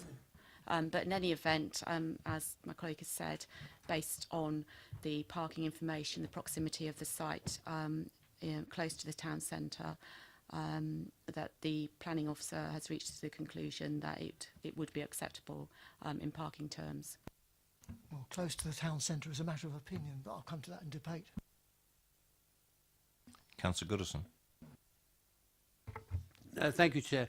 Can I just ask the officers 2 questions? Firstly, could they tell me what were the reasons which persuaded them to ignore the highway officer's objection on the basis that there was very inadequate parking provision?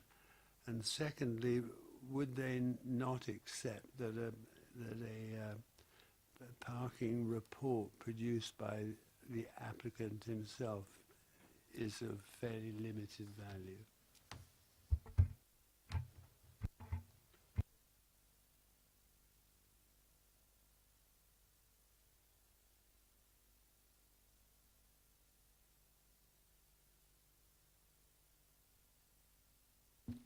I think that the information that was submitted by the applicant suggesting that they had undertaken those extensive surveys in the surrounding area, I think that the officer had accepted the conclusions presented to them in those reports. So just a quick supplementary. So what you're basically saying is that the evidence produced by the applicant was sufficient in your case to overturn the recommendation of the professional, the highway officer, that the parking was totally inadequate.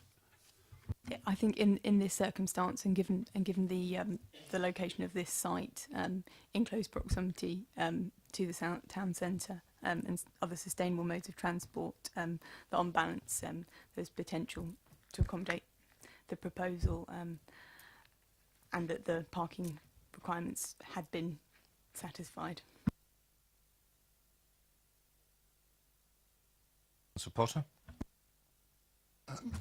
Just a couple of things on the same subject, I think, really. I mean, I know it's diagrammatic, but each of the bedrooms shown in these new proposed units shows double beds, so either somebody thinks it's going to be their lucky night or it's going to be occupied by two people, I think, a lot of the time, really. So sort of 5 cars is probably going to be the minimum provision for this type of flat development. The point that Councillor Bound made about displacement, I think, is valid, is it not? In that, knowing some of the roads around there, they're not all permit parking areas, and people, at least the minimum of 4, which I would presume this to be, will find a location somewhere adjacent, and by definition turf somebody out who would normally be using one of those car parking spaces. So displacement will be a real issue.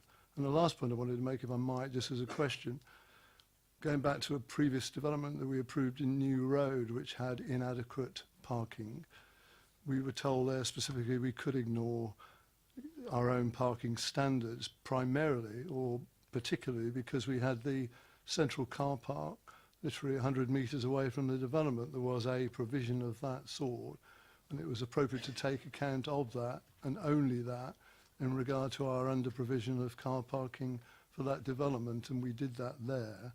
We have no such provision in this circumstance, do we?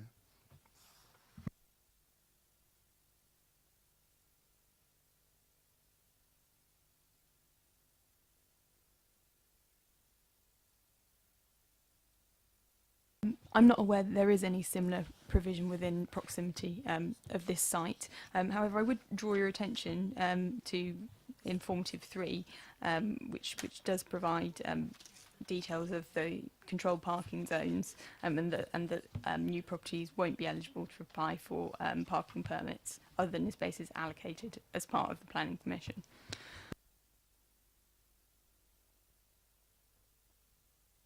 Right, I've got a couple. I'm not going to let you off the hook on parking yet. I understand that this application includes 1 parking space on site. Do we know if there's capacity? Well, sorry, let's turn it around. How many parking permits would be issued to this property if it was approved?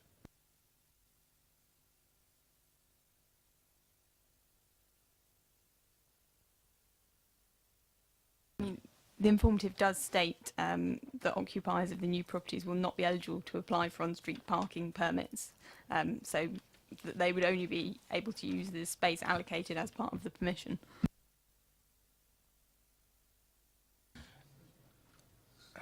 Okay, I'll leave it for debate, but you've answered my question, I think. Assuming this was a house, regular house, which it is, it's vacant at the moment. The question was asked of the applicant. I think it was Councillor Bound who asked it. And it's understandable. What's the capacity of this house at the moment? How many bedrooms does it have? And what parking requirement would that attract?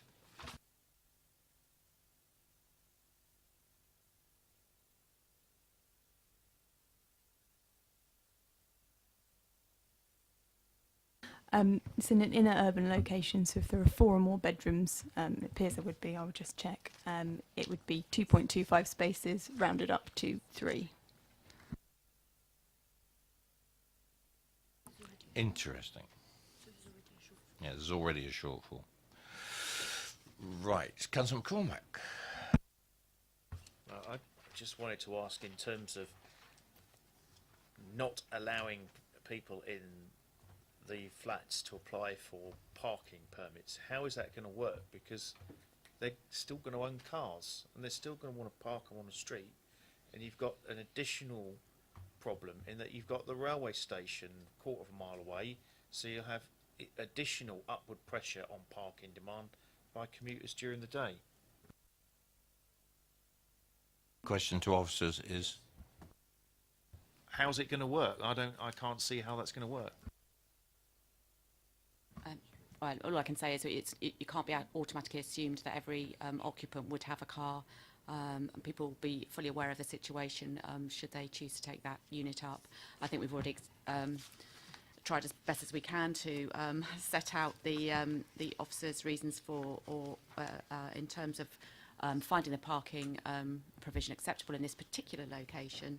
I don't think we can add any more. I think it's down to members now to debate. fine. Any more questions to officers? Move it to debate. Councillor Bound. Yes, I noted what the officer said in relation to the proximity to the town. I don't know how much it is in a straight line. I suppose it is. For a fit young man like myself, it's an easy walk. It's an easy walk. But it wouldn't necessarily be so for everybody. And certainly the upward journey back from the town, up the hill, is not going to be necessarily an easy journey. So I would dispute that it is in close proximity to the town, which I think, therefore, would put more strain on parking, in that I would assume that people, therefore, would use their cars more to go into the town centre car parks. So I am very, very unhappy. I don't see the car parking working, and I will not be able to vote for this proposal. Councillor Westbrook. Thank you, Chairman. I recently tried to park there, actually, for a meeting, and I drove around for about a quarter of an hour ended up going down the road to a council car park, having to walk quite a way back. There were no gaps, yellow lines everywhere. Residents parking taking up virtually all of it. That's just on a personal experience. If we turn to page 179, it notes there that the conservation team were not consulted with regard to this application, but had no objection was raised to a previous similar proposal, which obviously you've got here. However, I would look at having looked at that previous refusal, he does say that he's minded to recommend approval, but he also points out that concerns exist about the potential accretion of domestic paraphernalia and clutter to the front of this building, which would be caused by the proposed development, such as bins left at the front of the property, which, given its lack of front boundary wall, would be noticeable in the street scene and would cause harm to the character and appearance of the conservation area. That's my first point. My second point would be the original notice of refusal, and I've looked through that here, and there's only one. I can't see anything that's changed. Okay, we've heard that there's an extra change in the bedroom, but I couldn't support this application, and I would recommend. Well, I would support it. I would recommend we approve it.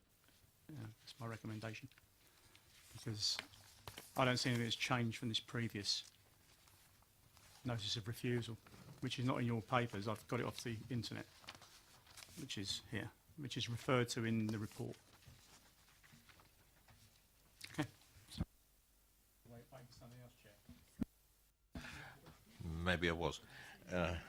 Councillor Robinson. Well, that's what... The officers are bound to... What's the officers bound to approve, aren't they? Sorry, I'm looking at... I've got confused. It's got in front of it. That's why you got the old-fashioned look from me. Yes, and I would agree with the original view of my recommendation. I had a funny feeling that was the way you were going. Okay, Councillor Robinson. Thank you, Chair. Just looking at, I think, EM10, it says provide a high quality of amenity for occupants. And I look at that in relation to the room sizes, and the bedroom on flat 1, which is shown as a double bedroom, is approximately, and I think most of us probably still think in feet and inches, It's approximately 10 foot square, which for a double bedroom isn't big enough. There's a wardrobe shown. I appreciate the furniture is probably fairly schematic, but there's a wardrobe shown. There's no other facility for storage. You know, there's no chest of drawers. There's nowhere to put chest of drawers. I look at the living room. You can't move around it. You're going to have to climb over furniture to get from one part of the living room to another. You know, the sofa that's shown, and I'm sure the sofa that was chosen to be shown is the smallest one that could possibly be found. It's touching the kitchen sink. That's not a high quality of amenity. And if I go to flat 3, which is the bed sit, well, you can sit on the bed and do the washing up. I mean, that entire flat isn't as big as a double garage. That's not high quality of development. It's absolutely unbelievable, the room sizes. You know, this isn't fit for people to live in. And I second the whichever it was, the refusal of this. Thank you.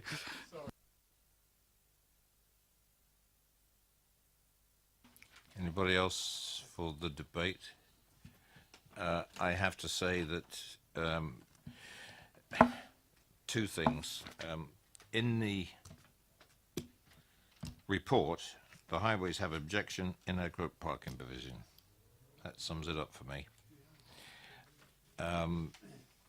And the other thing is, I fully support what the ward councillor said in this particular case, because I don't know the area well, but I know Southview.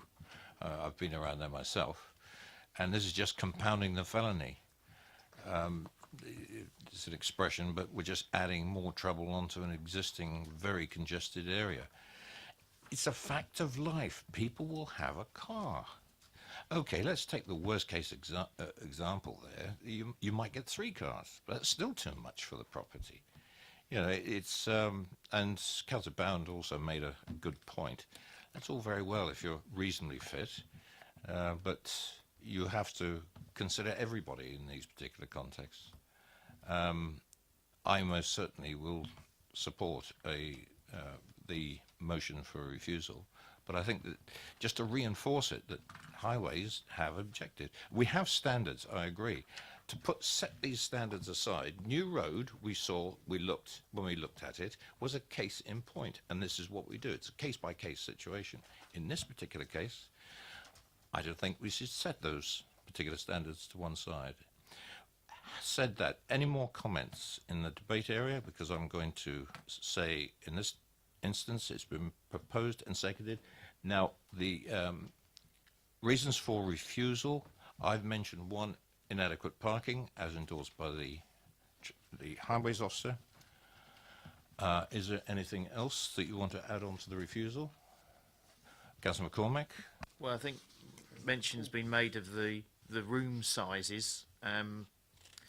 You know, they're essentially bedrooms of a terraced house that are being converted into microflats, a very small area.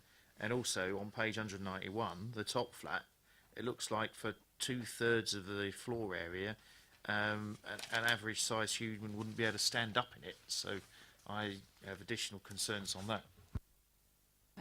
I'd just like to advise members that we do not have any adopted space standards in terms of room sizes, so there's no kind of policy hang for refusal on that basis. Councillor Robertson referred to policy EM10 and amenity, and that is in terms of overlooking and that kind of thing. If you read the detail of that section, and amenity in terms of external private amenity, garden area. So again, you know, there isn't really a policy to hang that on, but just to let you know. Thank you for that, Councillor Potter. If I may, Chair, I mean, EM10, excuse me, in terms of the subsections of Part 2 of EM10, talks about, in subsection B, provide a high quality of amenity for occupants of developments. And I think that fits in with Councillor Robinson's point, doesn't it, about, you know, the living standard of the units that are being suggested. So I think we can say with some confidence that it doesn't satisfy EM10, doesn't deliver a high quality development. Similarly, I think in terms of what you've already referred to, Chair, in terms of CN9, if we home in on subsection H, which is the provision of appropriate parking provision in terms of amount, design and layout, well, clearly it doesn't satisfy that. So our refusal would be based on those two clear areas, I think. Just to come back on EM10B, it says provide a high quality of amenity for occupants of developments and neighbouring properties, having regard to such issues as overlooking, access to natural light, outlook and amenity space, in accordance with the Design and Sustainability SPD, which amenity space is referring to Appendix 16, which is external amenity. Sorry, not getting too much of a debate. I mean, clearly EM10 is quoted as being a reason for approval. I think as far as we're concerned, we would pick out the bits of EM10 that suggest it should be refused. I mean, I can go through them if you want.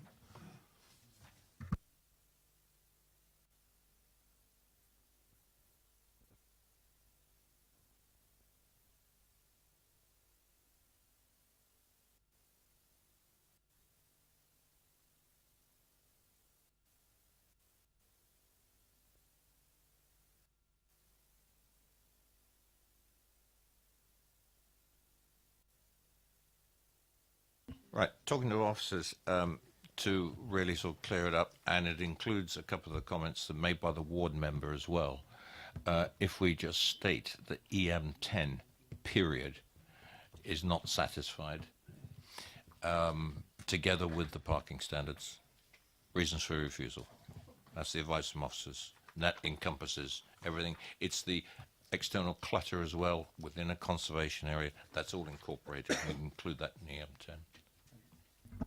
Just to reiterate, Chair, the original notice of refusal was quite substantial. There's a lot of detail in that, which we could use any of that really. Right, officers have indicated that they will take that into account. Yeah, it was just to say if you are adding in reference to impact on the conservation area in terms of that additional clutter, etc., can be covered by EM10, but also policy EM11, which is the historic environment policy. Thank you for that advice. It's been moved and seconded for this application to be refused. All those in favour? Thank you. That application is refused, officers.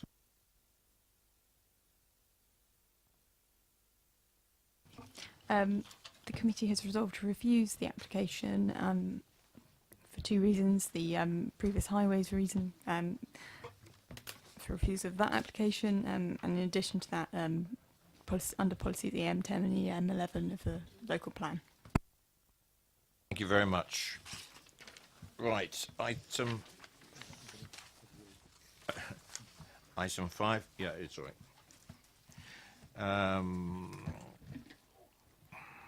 Mr. Cobbold, please.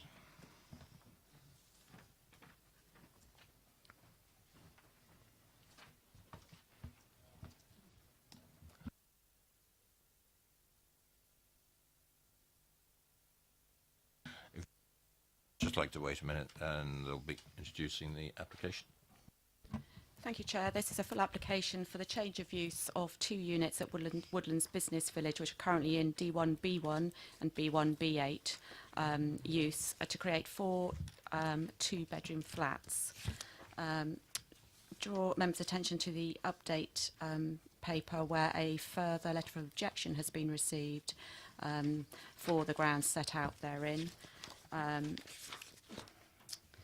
The officer's recommendation is for approval for the reasons set out in the main paper, together with a number of conditions. Thank you. Mr. Cobbold, you have 4 minutes. Thank you very much, Chair. From the ward member's request for the application to be considered by the committee, I think we can see that there's concern about the loss of employment on the site. So I'm going to reiterate, rather than reiterate the reasons that the officers believe this should be approved, I thought it might be useful to give some context about the strategy for the wider site and what this application is actually seeking to achieve. Before I explain the wider strategy, I'd just like to emphasise that no tenants are going to be forced from the premises. There are two main tenants currently on long leases for at least 3 years left, and there's no clause in their leases to let them be broken early unless it's mutually agreed. So the ward councillors, in their request for it to be committed by committee, say that it's the intention to develop the whole business park for residential use. Yes, I'm not going to pretend otherwise. The existing buildings will actually be retained. We've submitted an application for the neighbouring property already for the conversion of that. And I think that's important to your consideration here and exactly why the application should be supported. The wider site, so we've got Woodlands Business Village and Spectrum House, which is the neighbouring office building, has historically been an employment site in the local plan. The new local plan adopted last year responded to the advice of the MPPF, paragraph 22, I'll read to you. Planning policy should avoid the long-term protection of sites allocated for employment use where there is no reasonable prospect of a site being used for that purpose. Land allocation should be regularly reviewed. So the council reviewed it, they removed the allocation, they responding to the employment land review which said, and I quote, Coronation Road, this is an established employment location under 1 hectare in size and scores poorly in the site assessment. In part due to the site being accessed via a narrow residential road, it is therefore considered that the site does not fulfil a strategic function. It continued, it therefore suggested that all the industrial sites, with the exception of Coronation Road, shall be safeguarded for employment. So it was removed from its allocation. So this is at odds with the suggestion of the ward members that the application property should remain in employment use.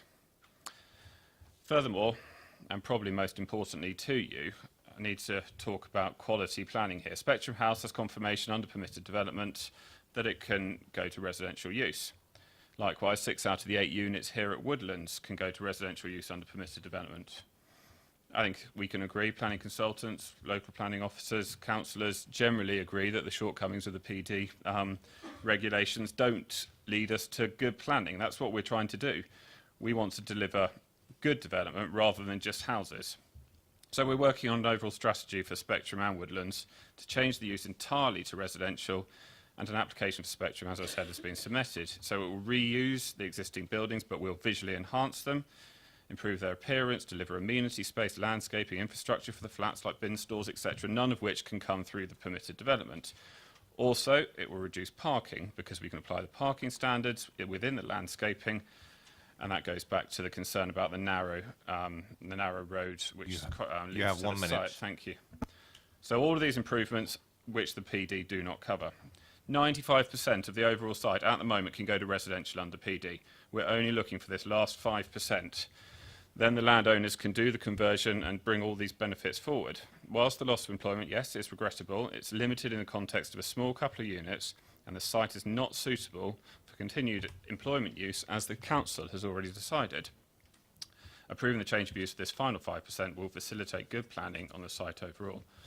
So hopefully you can see the picture here. Yes, the application is part of the lead-up of a comprehensive redevelopment, reusing the existing buildings, but this redevelopment will give the ward members and the committee a chance to approve the improvements that I've promised and deliver some good planning on the site. Thank you. Thank you very much, Mr. Covell. Members, questions to the applicant? None? Thank you very much. Councillor Harvey, ward member.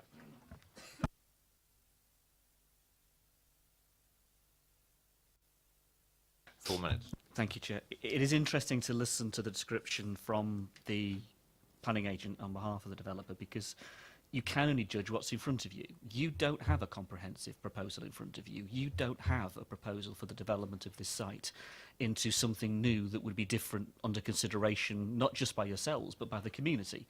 The community in Coronation Road, which is an established residential area that has always had this employment zone at the back of it, which has tolerated it actually over the years and its impact on that community, and is part of the relationship that exists in the immediate area, you don't have that. What you have in front of you is a proposal for these 2 particular units, and the rest are going under PD. Now, I know, and we know, that we can't talk necessarily about the PD element because they can get away with that anyway. They can do that regardless. That in itself is an issue, and that in itself is a problem. Does that then raise with us the issues of the quality of what we would be approving here were this council to give approval for these two particular units, which are occupied, which are in use on the site, and they're not the only ones that are in use on the site. This isn't a vacant employment unit. This isn't some sort of derelict site. This is a business park that is actually in use by local small businesses who are employing local people, but it is making a contribution to our local economy. And we vigorously oppose the deallocation of the site for those reasons. But the deallocation doesn't take away our local plan policies that very clearly protect local businesses that are in place, that are in business. It hasn't been marketed. It hasn't been proven that this site is surplus to requirements. It hasn't been proven that the employment elements of our local plan policies have been overcome. None of that's been done. What the developer is saying is, give us this, and actually we'll come back with something else entirely. Well, that's wrong. Come back with something else entirely when you're ready, when you've engaged with the community and do a proper job working with the community, if indeed they would accept that in the first place. Don't do a halfway house of asking us to approve something which actually in reality is substandard, because PD, and even in this development, what these units would be converted to is substandard. We've debated that already this evening in terms of sizes, the quality of the environment, of the living environment that would be created. I don't believe, genuinely, I've gone through our EP policies, EP2, and I don't believe that our employment policies have been met. We really do feel strongly about this. And in terms of the NPPF, one thing it doesn't do is it doesn't seek to destroy local economic vitality and vibrance. And in fact, our local plan seeks to promote it. It's one of the very first things that we have in our local plan. This actual business park is successful, and I would hate to see those local businesses turfed out. And again, the developer can't have it both ways. They can't say, well, we're not going to turf them out for 3 years, but we still want planning permission to convert it into residential, and then say, I'm going to come back with a comprehensive plan. Which is it? Which is it that is before us? Because those businesses do need certainty. And again, that's, I guess, what I'm asking the committee to give us tonight, is the certainty that in the context of these units, those businesses and those users have certainty and the protection of our local plan. And if the developer is serious, then deal with that at another place, another time. You can only deal with what's in front of you.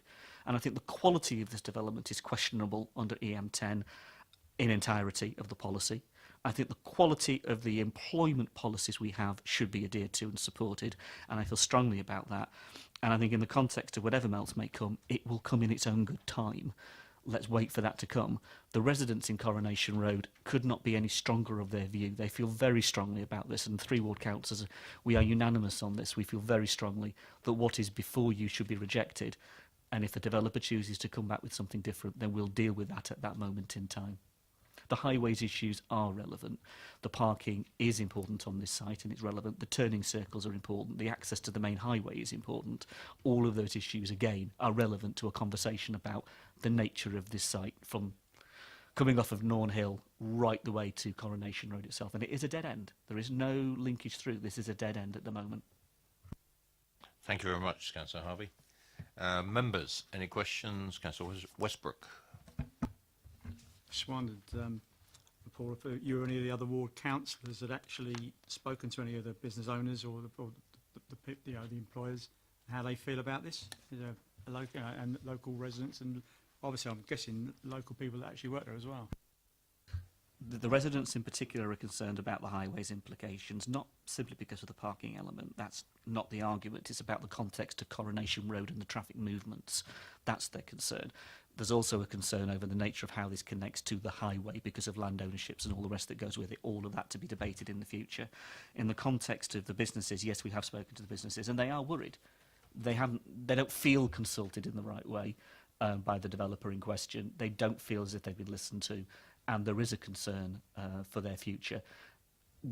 Talking to the wider business representatives in the town, what we have come across, and this is an important point in our area because we've obviously got the 2 major business parks either side of our ward and we've got this one as the small business park.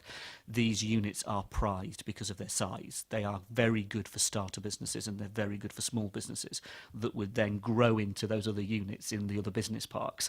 That's why this one has always been as important as it has been. It also isn't just businesses, it's artisan businesses. It's a breadth of business community that is actually created down there. And it's been very successful over the years.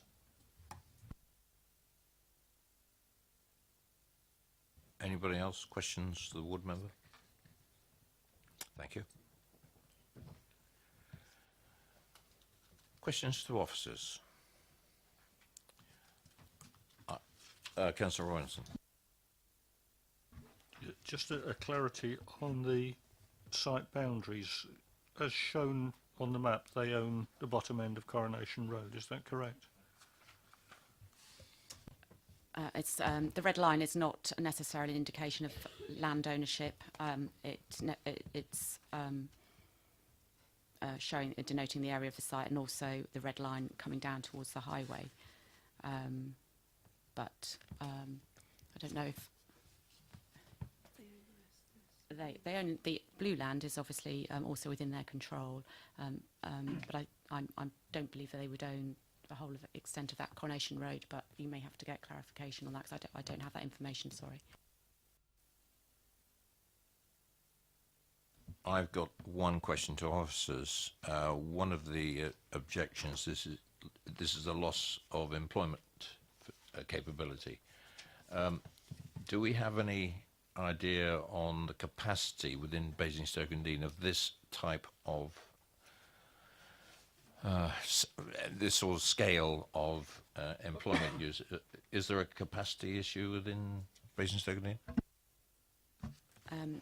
I don't believe there is. I mean, just reading the last authority monitoring report in terms of the overall employment land available within the borough, it's at 29 hectares, I believe, which was from April 2017. Clearly, these two units aren't entirely in employment use in any event. Part of Unit 1 is in D1 use, and part of the other unit is in B8 use. So you're only talking about a very, very small element of B1 that will be lost. And obviously, as has been mentioned by the applicant, the site is not a protected employment area in terms of the policies. Thank you. Any other questions to officers? Councillor Potter. Can I just check with the officers the proper interpretation of the checks that we have to undertake in respect of policy EP2? In our report, in your report, sorry, there is clear reference to the development being contrary to policy EP2 in part. But you talk about other material planning considerations that require, consideration in balancing the merits of the proposal. Could you just elaborate a little for me, really? Because my understanding had been the sort of sequential tests that take place in respect of EP2, if they're not met, in my simple language, they're not met. And this one doesn't meet EP2, does it? Yeah, as you, Councillor Potter, you rightly say that the report says the proposal does not meet policy EP2 in entirety. That's criteria D, E and F in its entirety. However, as with any application, if there are other reasons for that are more material in terms of the Balancing Act, then you may fall, on a different way. And I think we've, as I've just said, the amount of employment use that would be lost overall is very, very small. And as for the fact that these two units are not in employment use in entirety. The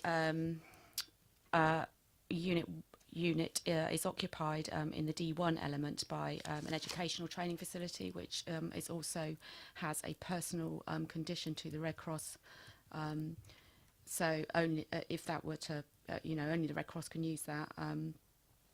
The other issue is that we've balanced into this is the very, very small amount of employment use that will be lost, but also the benefits of bringing forward additional housing, which, as we know, across the borough is, a very important objective within the plan. So we've therefore balanced that and felt and weighed in favour of the application. Anything else? Yes, Councillor Robinson. You said that we talked a minute ago about available employment land. Can you break that down? So is it land that's available to be developed for employment, or is that actual units that are available? I don't have the sort of exact actual breakdown in terms of specific types of employment land, but my understanding is that is the amount of space available that is actually in an employment, has got an employment use.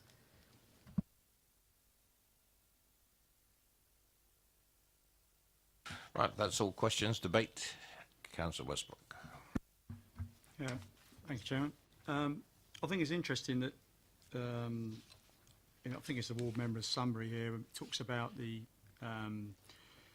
council's key priorities of the local plan to improve economic viability and increase skills and local employment.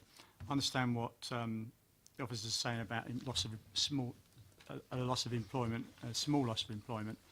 But I can recall recent members' briefing. I don't know if it was a 2025 or whatever it was for the future. But we were told that micro businesses are a big part of Basingstoke at the moment, and I would have thought, as Councillor Harvey's pointed out, units like this would fit exactly into that type of business, and I think that's something we should take in consideration when we're looking to find a balance. Fair enough. Anybody else? Debate? Councillor Robinson. Thank you, Chair. Just reading EP2, number 1B, it says there are strong economic reasons why proposal of development would be unacceptable. But if you read the footnote on that, if the council receives a proposal that will result in loss of property or site employment use that is currently occupied when the proposal is submitted, information from the applicant will be required on the number of businesses occupying the site/premises and the remaining length of lease for each of the occupiers, and evidence that suitable alternative accommodation is available in the local area.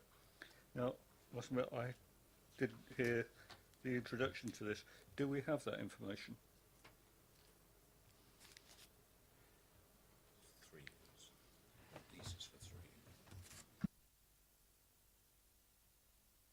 I think the applicant outlined information regarding the current occupation and tenants and the length of their lease. And that's the information that we understand to be available. Obviously, there is a marketing board on that site, so the property has been marketed in the past. We don't, we don't have details in terms of whether there were any credible offers or anything on that. Whether it's being marketed or not is neither here nor there. If there's an existing lease, it may just be the remaining portion of that lease that is being assigned onwards. And what this says here is we need evidence that there is, there's alternative accommodation available. And from what you're telling me, we don't have that. Yeah. Obviously, we've had information about the occupation of the units at present, and I also made reference to the availability of 29 hectares of employment land. So from that basis, that's a significant amount of employment land available. So I think we can conclude that there would be suitable premises within that, throughout that range of employment land availability across the borough to find suitable accommodation should those existing tenants wish to do so. All right, anybody else? Debate?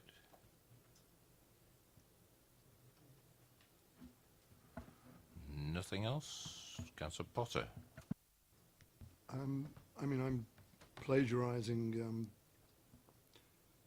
what appears under the public observation section, but I mean, I think some of those points that are raised are very relevant. Obviously, I've just been given advice about the partial provision, the tests that are made under EP2, but it is also fair to say, I think, really that, we are talking about some small units which have continued potential, and there is an absence of adequate supply of small business units in the town, and we're seeking to promote that. I know the officer is saying that in the event of the people who occupy these currently moving out at the end of their lease, there would be other units that they could go to, but I'm not sure about that. things that Councillor Westbrook's just commented in terms of our local plan where we're seeking to improve economic viability, increase skills and employment. That often is around the sort of small unit provision, really. In terms of the site and its location to the town centre, it's quite unique in that regard, and historically has obviously had the sort of connections with both public transport and the town centre itself. And of course it is the fact that we're often reminded now in terms of the way we enthuse about getting additional units of housing. We've now got, albeit temporarily, a 5-year housing land supply and an influx, an inundation of flats really, many of which are still vacant, and loads of permitted development coming on stream really. So the rush to do this in some partial way seems to me not to be justified, whereas given some time ahead, if that's what the developers conclude is the way for the whole site to be developed, it can be done on a complete basis, and we would look at it then. I do have great concerns about this part and part development in the way that this is being proposed.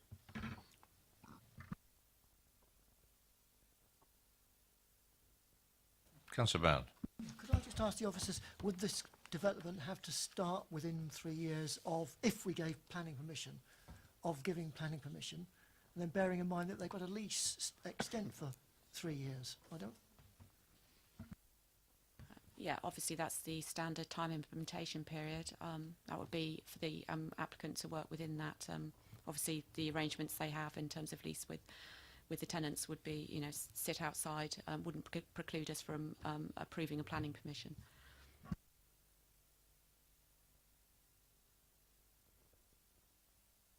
Anything else? Well, if there's no other proposal,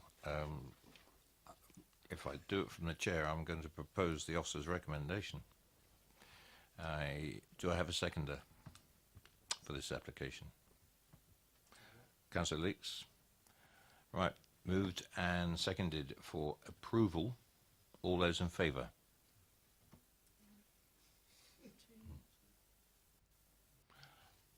All those against? And one abstention. Those who have objected, I need reasons for the refusal. I think first off, I mean, the 5 reasons that were for approval were all to do referring to housing development. There's no mention of business use. So I think obviously that's got to change. I think you're coming into EP2 D, I would have thought would be a good start. I don't know if that's okay. That's okay. That's fine. Yeah, it's been refused. Do I have a proposal for the refusal of this application? Proposed by Councillor McCormack, seconder. I'll second it. Councillor Westbrook, all those in favour for refusal? All those against the refusal? That's carried for refusal with the, I'll leave it to the officers.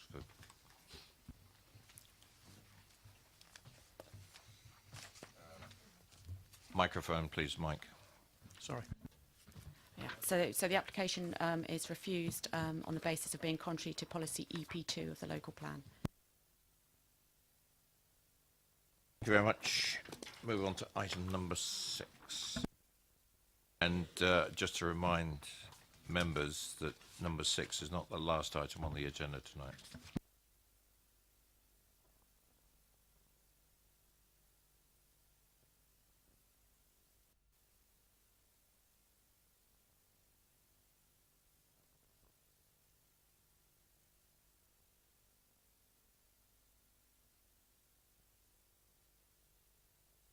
Could I ask Mr. Lansley and Mr. Archer to come forward, please?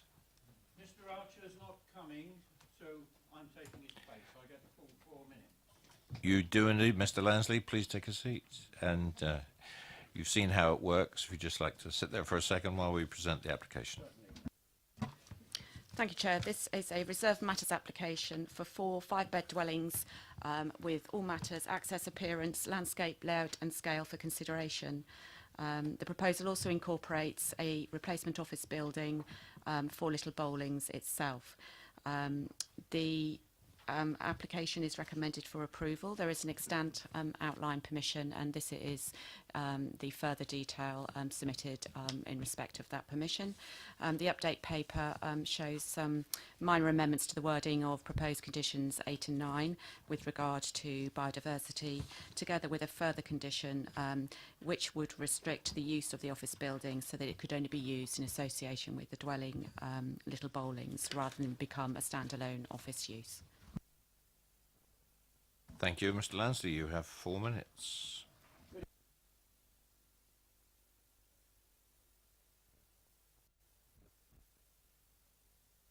Could you press your microphone button, the silver one there? Oh, righto. Can I have my 4 minutes from now? Good evening. The development site faces open countryside.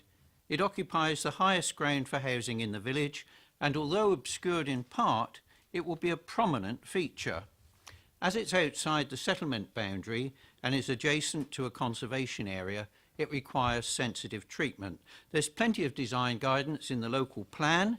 However, that relating to high quality design, EM10, and the historical environment, EM11, and the equivalent parts of the neighbourhood plan have been ignored. I will give just 2 examples. First, the site layout. For centuries, villagers have enjoyed the views of fields and hedges and the horizon from the village green, in this case, along the public access former farm track which serves the houses at Court Farm, which are positioned to preserve that view. Only a few such viewpoints of the countryside reaching into the village green remain. However, the situation of the house at Plot 2 and the garage at Plot 3 will destroy this legacy. With a different site layout, this can be preserved. Secondly, the design of the houses. No doubt the applicant will point to the commonplace elements of red brick and red roof tiles and to tile hanging, although not in the style envisaged in the neighbourhood plan, and that other elements are to be found on nearby houses, as if this legitimises what are questionable choices for rural housing, and that flourishes such as the wide barge boards and the motif on the hanging tiles have more appeal than traditional treatments of the roofs and front elevations, such as half hips and minimal barge boards. The opportunity to provide a modern interpretation of traditional rural North Hampshire design, encouraged by the local plan, has been ignored in preference to a design which would be more at home in suburban Surrey. The result is what the local plan seeks to avoid, design which is not in sympathy with the existing rural and built environments. This is not a thoughtful application. Too much has been ignored and left out. For example, there are no details about provision for the future maintenance of the deep drainage ditches which bound 2 sides of the site, the neglect of which will have consequences for neighbouring homes. And it will be impossible to erect close-board fencing on the edge of these ditches as proposed. Indeed, such fences are inappropriate to a rural setting. Here, the suburban mindset dominates, in the same way as the unjustified proposal to gate the development, a telling commentary on how the applicant regards Sherfield. Just as with the failure to post planning notices at the side of the highway, for this and previous applications, there is such paucity of information that the application is misleading. You have 1 To minute. conclude, as well as eroding our heritage, approval will send a very clear signal that conservation and local design traditions are of little significance, that local and neighbourhood plans are pointless. With more care, this could be a development which would be a credit to the developer and the borough. We need exemplars of good design, not examples of how to avoid it. Please refuse this application. Thank you. Thank you very much. If you turn your speaker off, your microphone off, please. Thank you.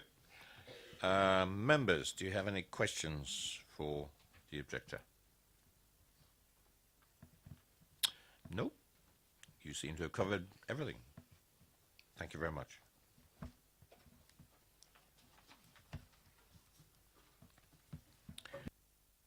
Councillor Rowland, please.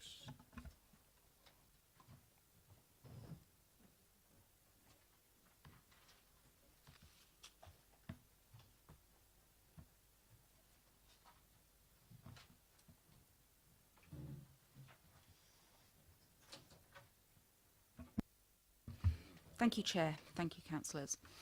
I would like to object to the reserved matters application. Unfortunately, the outline planning was passed prior to the local plan being in place and located within EM2's The Strategic Gap, outside of the settlement boundary of Sherfield-on-Loddon, and completely inappropriate development for the village. I would also like to draw the committee's attention to the fact that once this site had secured outline planning permission for 4 dwellings, an application was submitted and recently refused for 5 dwellings on this same site. A factor in this refusal was the Sherfield-on-Loddon Neighbourhood Development Plan that had passed examination and weight could be attributed to the policies. The referendum is taking place on the 20th of February. With this reserved matter application, I would have expected to see a design statement and building material specifications. None have been supplied, therefore I'm struggling to see how it can comply with policy EM10, delivering high quality development. Policies D1 and D2 in the Sherfield-on-Loddon Neighbourhood Plan clearly states that all new developments must reflect the rural character and historic context of existing dwellings within the parish. The Little Bowlings development is in close proximity to a listed building and therefore should be sensitively designed to conserve and embrace the setting, form and character. I suggest that large estate-type houses which are drawn on the plans and elevations are not sensitive to the location. Additionally, these dwellings have not been identified. Apologies. I also feel that these dwellings have not been identified as a need by Action Hampshire survey that was undertaken with regard to the neighbourhood plan. I also feel under policy SS6 in the Basingstoke local plan, it does not seem to comply with subsections 9, it is well related to the existing settlement and would not result in an isolated form of development.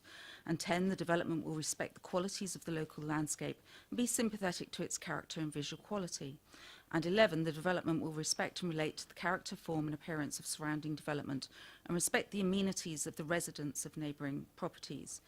Such amenities are the strategic views that have been highlighted as a key asset within the neighbourhood plan by the examiner. With regard to policy EM11, it is noted by the Principal Conservation Officer who has raised concerns with the 4 large houses having a greater impact and the creation of a gated development that is alien to the character of the area. The requirement to conserve or enhance the quality of heritage assets is noted and is in fact the proposal should demonstrate a thorough understanding of the heritage asset and its setting, and how the proposal would impact on the asset's significance. Further, it is noted again by the officer that the setting of conservation areas is specifically referred to within the policy. A heritage impact assessment has not been submitted, and there is no evidence that this proposal arises through a thorough understanding of relevant heritage assets and their settings. You have 1 minute. Policy EM4 comments from the biodiversity team commented on the lack of reference to wildlife enhancements. However, I now see that this has been addressed as an additional condition in the update papers. I would also like to draw your attention to the officer's report for the reasons for approval on 2 and 3, where it's advised that the proposed development would preserve the character of the conservation area, which is in exact conflict with the conservation officers, and also that it would be a sympathetic manner. I would urge you to request that the design of these dwellings is revisited and presented in something that can be part of the village and not alien to it. Thank you. Thank you, Councillor Rowland. Members, any questions to the ward member? Councillor Potter. Hello, Councillor Rowland. I wonder if you could just confirm for me, remind me, on the adjacent development we see on the first of the 2 location plans where we've got houses called Milkwood, Holly House, etc., that small scale development there. Are they, I'm trying to remember from my own recollection, I mean, are they of a similar type of finish to what's being proposed here, i.e. brick and fairly high-pitched tile roof with tile hanging. I think I remember them being similar to that. Is that right? That was the first point. And secondly, only scaling it off, it looks as though the footprints of those houses, Milkwood, Holly House, are broadly similar to what we're being shown here for these 4 houses that are being proposed as part of this small-scale development. Are we talking about something which is broadly similar? I would say that the houses that you specified neighbouring the site were developed a number of years ago. They have tiles on the roof, yes. They also have rendering, and they are fairly modern in design. However, that doesn't negate the issue that we don't have any design statements. We do not have any outline building materials submitted in this reserve matters.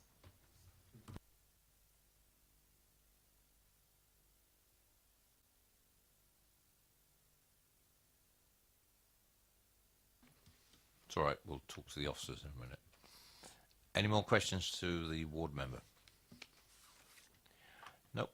Thank you very much, Councillor Rowland. Now we have another ward member present on the committee. I invite Councillor Robertson to speak as a ward member. Thank you, Chair. I'll be very brief. Firstly, I'd like to reinforce everything that Councillor Rowland has said. The other thing that I think is particularly worth noting, if you look at the pictures of the houses on page 241, you notice that the roof pitches are very steep. The roofs are built in such a way that these could actually be 2.5-storey houses, which means that if you stand on a village green on a cricket pitch, which I think most of the members of this committee have stood on at some time, you look over the existing houses. These are tall houses built on high ground. They do affect the views from the conservation area. And that conservation area is important to a lot of people. So if nothing else that can be achieved, a lower roof line would make a vast difference to this development, because it would just reduce the impact on the conservation area. Thank you. Questions to Councillor Robinson as a ward member? No. Okay. Questions to officers? Councillor Westbrook. Thanks, Chair. Just one really. I've talked about the conservation area. It says an objection from the conservation team here, and I can only really see a comment in the impact on the heritage's assets. I guess that's an officer's point. Is there nothing from the, we're asking to take an objection from the conservation team, and there's no report in here about it. Is there a reason for that? As you know from all the reports you've seen before you, that in the consultation comments we only provide a summary for consultee responses, and then we obviously elaborate with the own officer's view within the main body of the report, so that this is entirely consistent with all other reports. And as you know, consultees feed into the process, but it's the case officer's recommendation at the end of the day, balancing all of the matters into account in reaching their conclusion. But I would just reiterate, this is a reserved matters application in response to an existing outline permission, which clearly indicated a layout, an illustrative layout, but the outline application clearly indicated the type and form of proposal that would likely to be coming forward. That outline application also included a design and access statement which set out the type of proposal that would be likely to be forthcoming with any reserved matters application, and the outline proposal permission also includes a whole raft of conditions, including requirements for details such as materials, boundary treatments, landscaping, etc. So there's a significant amount of additional requirements that would be covered off by that outline permission. Councillor Potter. I know this is difficult. I just wonder whether the officers could give us some information regarding the reserve matters, the detail, type of materials finish that Councillor Rowlands and others made mention of. It seems to me that that could be significantly important. I know a lot of this falls within the discretion of officers themselves, but can I ask it this way? What would be the optimistic view of officers regarding the type of finish they'd like to see. Would it be red brick, dark bricks? Would it be, natural tiling? Would it be slates? Would it be whatever, really, in terms of roof finishes? And, clearly we would have a view, I would have thought, regarding, under those reserved matters, what we'd like to see as appropriate finishes for the dwelling. And the other point that Councillor Robinson's made, I know it's the tendency to have these high-pitched roofs, 40 to 50-degree pitch roofs, which of course do offer themselves for adaptation later on. We all know all of that. But in terms of the points he makes about the vision aspect from the conservation area, there wouldn't be any reason why we couldn't be looking at a 35-degree pitch there, which would make quite a lot of difference, I would have thought, to the overall height of the building. Presumably officers would have a view on that, would they, please? With regard to your comments about materials, clearly, as I mentioned, the requirement to submit detailed materials is a condition on the outline. Officers are obviously aware of the sensitive location of the site, so probably in this regard you'd want a good quality clay tile, and along with that, red brick and tile hanging, as has been proposed, is considered to be appropriate. Clearly, as with any scheme, as you know, the devil is in the detail, and clearly this site is in a very sensitive location adjacent to the conservation area, and officers are fully aware of that. So in terms of dealing with any material submission, that would be taken into account. And your reference with the high pitches, I think if you were to alter, you would probably have to look at the whole, whole proportions again if you were to try and alter the roof pitch. But as the officer's report specifies, we feel it's acceptable in landscape visual impact terms, and that therefore the proposal that's before you is considered to be acceptable.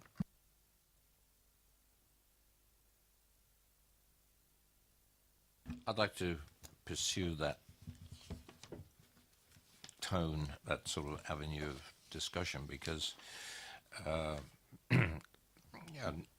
stood on the green, and anything that would be, I think the expression we use in a lot of our applications is overbearing. Now that's what I would see this to be if it's going to be in sight and come over the top level of the existing properties. Surely that would be one of the considerations when we come down to design, as to whether these particular design of houses would supersede in height existing buildings and impact on the setting of the conservation area. The fact that something might be higher than or something is can be seen doesn't necessarily make it harmful. So the fact that you can see something that is located within a conservation area doesn't necessarily mean that it's unacceptable. We've made the assessment that we're satisfied the proposal in terms of its appearance as designed is acceptable and would not be harmful to either the setting and the character and appearance of the conservation area, or the landscape character itself, having regard to the site's location in and around and proximity to a development of a similar layout and form and pattern immediately adjoining the site.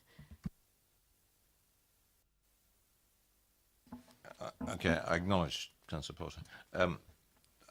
All I'm suggesting is that the outline gives you a likely idea of what was going to be presented at reserved matters, but we have not got, to my knowledge, any details of these particular types of houses. Do we know the height of them? It's just that, yes, we can start measuring on a diagram, but put them in the setting of the conservation area. Has that been examined by officers to see whether they are appropriate in the setting of all the other buildings? Yes, and as you're aware, every application is viewed on site and it's having regard to the site's context. Officers will be fully aware of its location adjacent to the conservation area and also the surrounding development in which it would be located. That exercise would have been done at the outline stage and would have been done at this, and as I say, officers have reached the view that it's acceptable in terms of impact on both the landscape and conservation area. And members may reach a different view, but our recommendation is that it's an acceptable form of development. Sorry, okay, I'm going to put something forward now. It's not exactly a question, but in other developments, when we've got to this particular stage of reserve matters, and I have been involved in discussions with officers, we know the heights, relative heights of buildings that are going into a development in relation to adjacent buildings. We've seen nothing of that here. We have detailed landscape details that we can see, and members have an appreciation of how this sits in a particular environment. I just don't see any of that here in this application. Yeah, it's unfortunate we don't have the exact measurements in here, but they would only be, it would be helpful to have them in, but that would only be helpful in your questioning in terms of having the adjoining properties heights of those properties that are situated in the conservation area. Obviously, these plans are to scale. The officer would have measured them, and when they were on site, they would have viewed that, having regard to the plans before them, the dimensions of the property, the heights of the properties, and how they would sit within the site itself, having regard to the adjoining property. So although the plan itself isn't annotated, and it's unfortunate that we don't have the heights in here for you, officers would have that information before them when arriving at their recommendation.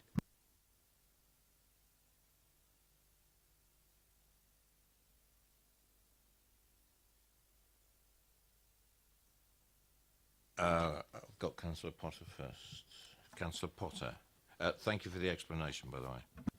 Yeah, I mean, and thanks for me as well. I mean, I don't intend to vote against this application, Chair, but just sufficient to say, I mean, if the officers could note our concerns, really, because I think there is genuine sensitivity to the type of finishes that will appear on these houses, and I think have regard to some of the comments you've heard from the local councillors in particular. As far as the roofs are concerned, I mean, I think it might be within the wit of woman or man to change some of the hip, ridge lines really by a small amount to make it better. It wouldn't impact, I don't think, upon the layout of the house themselves, really. It's quite possible. And some of the ridges, I think, are unnecessarily steep. Some of the ridge lines are unnecessarily high. If that could be looked at without it impacting greatly upon anything else, I think that would be appreciated as well, really. And that all forms within the sort of reserved matters area, I think, really. But I'm content with much of what I've seen, Chair. Anyway, thank you. Councillor Robinson, then I'm going to make a comment the officers have just indicated to me on that very subject, Councillor Potter. Okay, Councillor Robinson. thank you, Chair. We're lacking a lot of information on this. It's very, very difficult for everybody, possibly so, except myself and Councillor Rowland, who know the area incredibly well, to appreciate what the impact is or is likely to be of these houses on the green. That's where I'm going. So what was going to ask, could we defer this so that we get some more information regarding the surrounding houses, the heights of those and the impact and the land heights, and we get some idea of just how imposing this is going to be over the surrounding houses. We all know this development is going to happen. It's got outline planning permission. We can't stop it. We're not trying to stop it. But I think, if we defer, we can get more information. Everybody can appreciate where we are with it, and possibly in that time of deferment, we could go back. Somebody can go back to the developer and say, "Would you consider reducing the roof heights? It would help your case if you did." So I would move for deferment. Okay, just before I hand it over to the officers, that's exactly what the officers were advising me a couple of minutes ago, to do a cross-section of these particular properties. They're all drawn to scale. They're not, the measurements haven't been indicated on the plans. And then also that would be a cross-section to the other properties in the area. But that we need the deferment for them to be able to do that, not stick it back in just a condition or reserve matters. And I think, well, I'm asking the committee, would that be a way forward? So exercise that deferment. Right, I'm going to hand back to Lisa because I think she's got a comment on that one. Yeah, thank you, Chair. I think that would be a good way forward in terms of answering all of those questions. So I just wanted to to say, you know, I think that would be a good option, but also, so you would defer it for details of cross-sections between the site and the adjoining properties, which particularly Milkwood and the house, Holly House. Details of the finishes could also be explored, and looking at reducing the steep pitched roofs, heights of existing and proposed, and also information on levels. Right, I'm going to move from the chair that we defer this application for the reasons that we just said, that the officers can then look and present to us at a future occasion the heights, comparative heights and cross-section information. Do I have a seconder? Councillor Robinson. All those in favour of deferment for the reasons given? Thank you, that's carried. Officers, do you need to comment on that? No, I think I'm deferred for the reasons that I outlined just before you took the vote. Thank you very much. That's the end of the applications. We have another item on the agenda, members, and that is to go through the appeals summary, which is the quarterly planning appeals report, item number 6, and officers will introduce that. Thank you, Chair. I'll be brief, hopefully, given the hour that we're at. Firstly, so this is our quarterly report. Just bring to your attention on the bottom of the first page, on paragraph 1.4, that we have had a settlement in relation to a partial award of costs with regards to Violet Lane application and the gypsy pitches, so just bringing that to your attention. Also, just generally, in terms of appeals performance, at the moment, 20% of our appeals have been allowed, and we have a target of not exceeding 33% allowed, so we're actually doing better than our target. And part of that really is down to the fact that we now have an adopted local plan, and we have a 5-year land supply. So you can see how those things have swayed in our favour compared to where we were maybe a couple of years ago. So really it's just for you to note the appeal decisions there.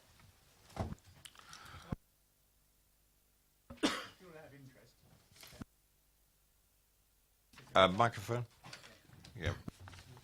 Saffica in Old Basing.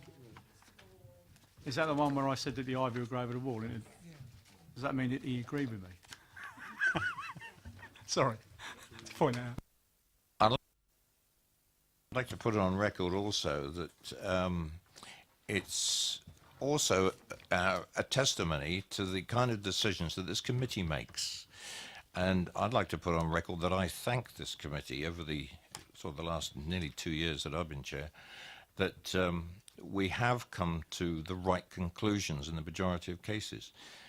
Yes, there's been a lot of debate and everything else, but I think the thanks go to every single one of the members of this committee over the last couple of years, and especially recently, that the kind of figures that Sue's just read out, you know, we're not doing a bad job out here. So, Councillor Bound. Could I missed that bit about Violet, my hearing's not too good Violet tonight. Lane. Yeah, about the Violet Lane. I didn't hear what was said. If you look on the report on the front page, at 1.4, paragraph 1.4, it's just I have to bring to your attention that we had a partial award of costs against us, and that's reported and the amount that we've had to pay.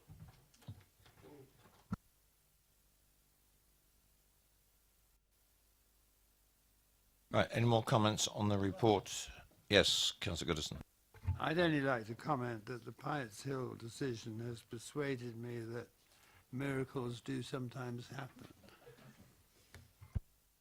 There's a lot more behind that decision. I can assure you that we haven't heard the last of it. That's all I'll say. It's a very positive report from the inspector, as far as I'm concerned. Well, there you go. Miracles. That's all. Any other comments? I'll bid you a very good evening and thank you for your work tonight.